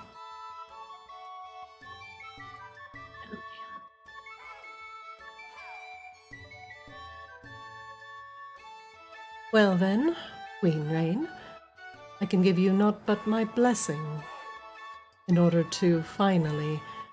You have united our houses, and we have all been in agreement. You must enter the painting and enter Arctis's mind and find out just exactly what we can do to stop the slow. We cannot fight it head on, nor can we combat it with magic. There must be another way, and isolating it, like Novus attempted to do with the Magmarans, has only caused more pain, more strife.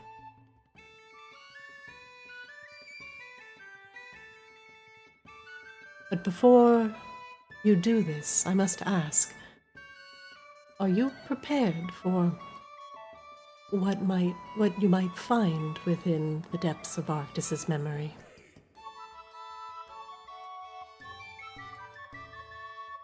Rain takes a big ol' swig from the glimmer wine. I don't know, but that hasn't stopped me yet. Very well. We will... He's just a big dragon, right? Like, how bad could it be? Then the four of us, the representatives of houses, will make preparations for the ritual. You must bring with you your closest and most trusted friends. For once you enter Arctis's memory, you will not be able to return until the boon is done. That's ominous. You may ask one thing archived from the collective consciousness of all that has existed on Arctis, and find something that will destroy the slow once and for all. This is not something that you will be able to easily leave or teleport out from. This cosmic dragon's memory, something bigger than you, bigger than all of us. And know that we all live, exist on this dragon's back, whether we like it or not. And if you find something amiss, please do not destroy our world.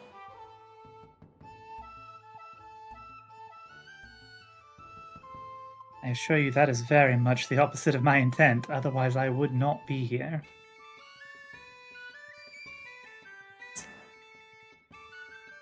Then, by the power of the Ascended before us, there is no rest for the wicked. We will get to work. We will prepare the ritual and the pigments. But first, let's get drunk. She hefts a glass. Here, here. She clinks it together with Sea Swab and Coslow and takes a big, long drink. That is where we will end today's session. As you all are starting to feel the weight of the Great Ice Library on your shoulders, the responsibility and the potential for danger. What if you find something within Arctis's memory that you don't like? Or perhaps there is no solution to the slow. Guess you're gonna have to find out. That is it for today. You have successfully retrieved the Obliteratus. And now the undead killing mace sits within the city of the undead. Is that a milestone level up? It is! It is! For everybody? No! What? Hard no. It has been so long. I'm trying to get these guys caught up. For Coslow, Grebella, Sea Swab, you three will level up again.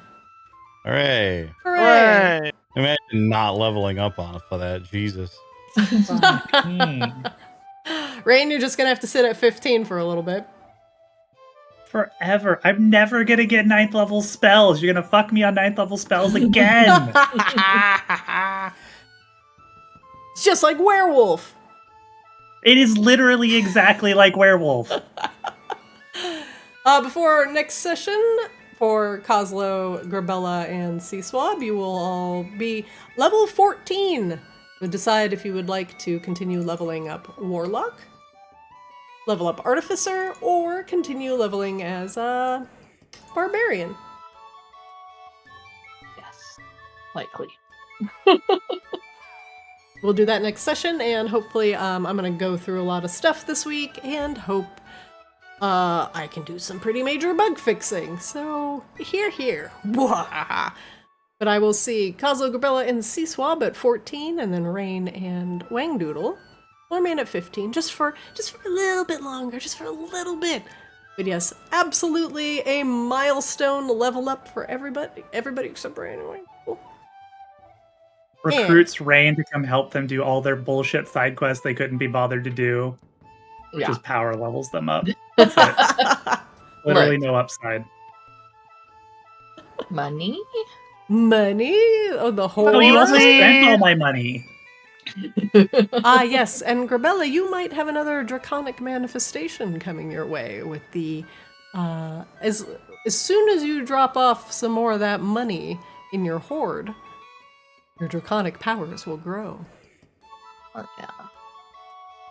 So next Monday should be very exciting. And the Undead Council to King Eris Lunesti will finally prepare the painting of the Arctis Borealis that will whisk you away. I don't Arctis' get memory. to do much for my next level, but when somebody hits me or within 5 feet of me makes a melee, they take 3 piercing damage if I'm raging. Nice! Wonderful. We like it. Are you a hedgehog? I'm a hedgehog now. Look, I've always had the spiked armor.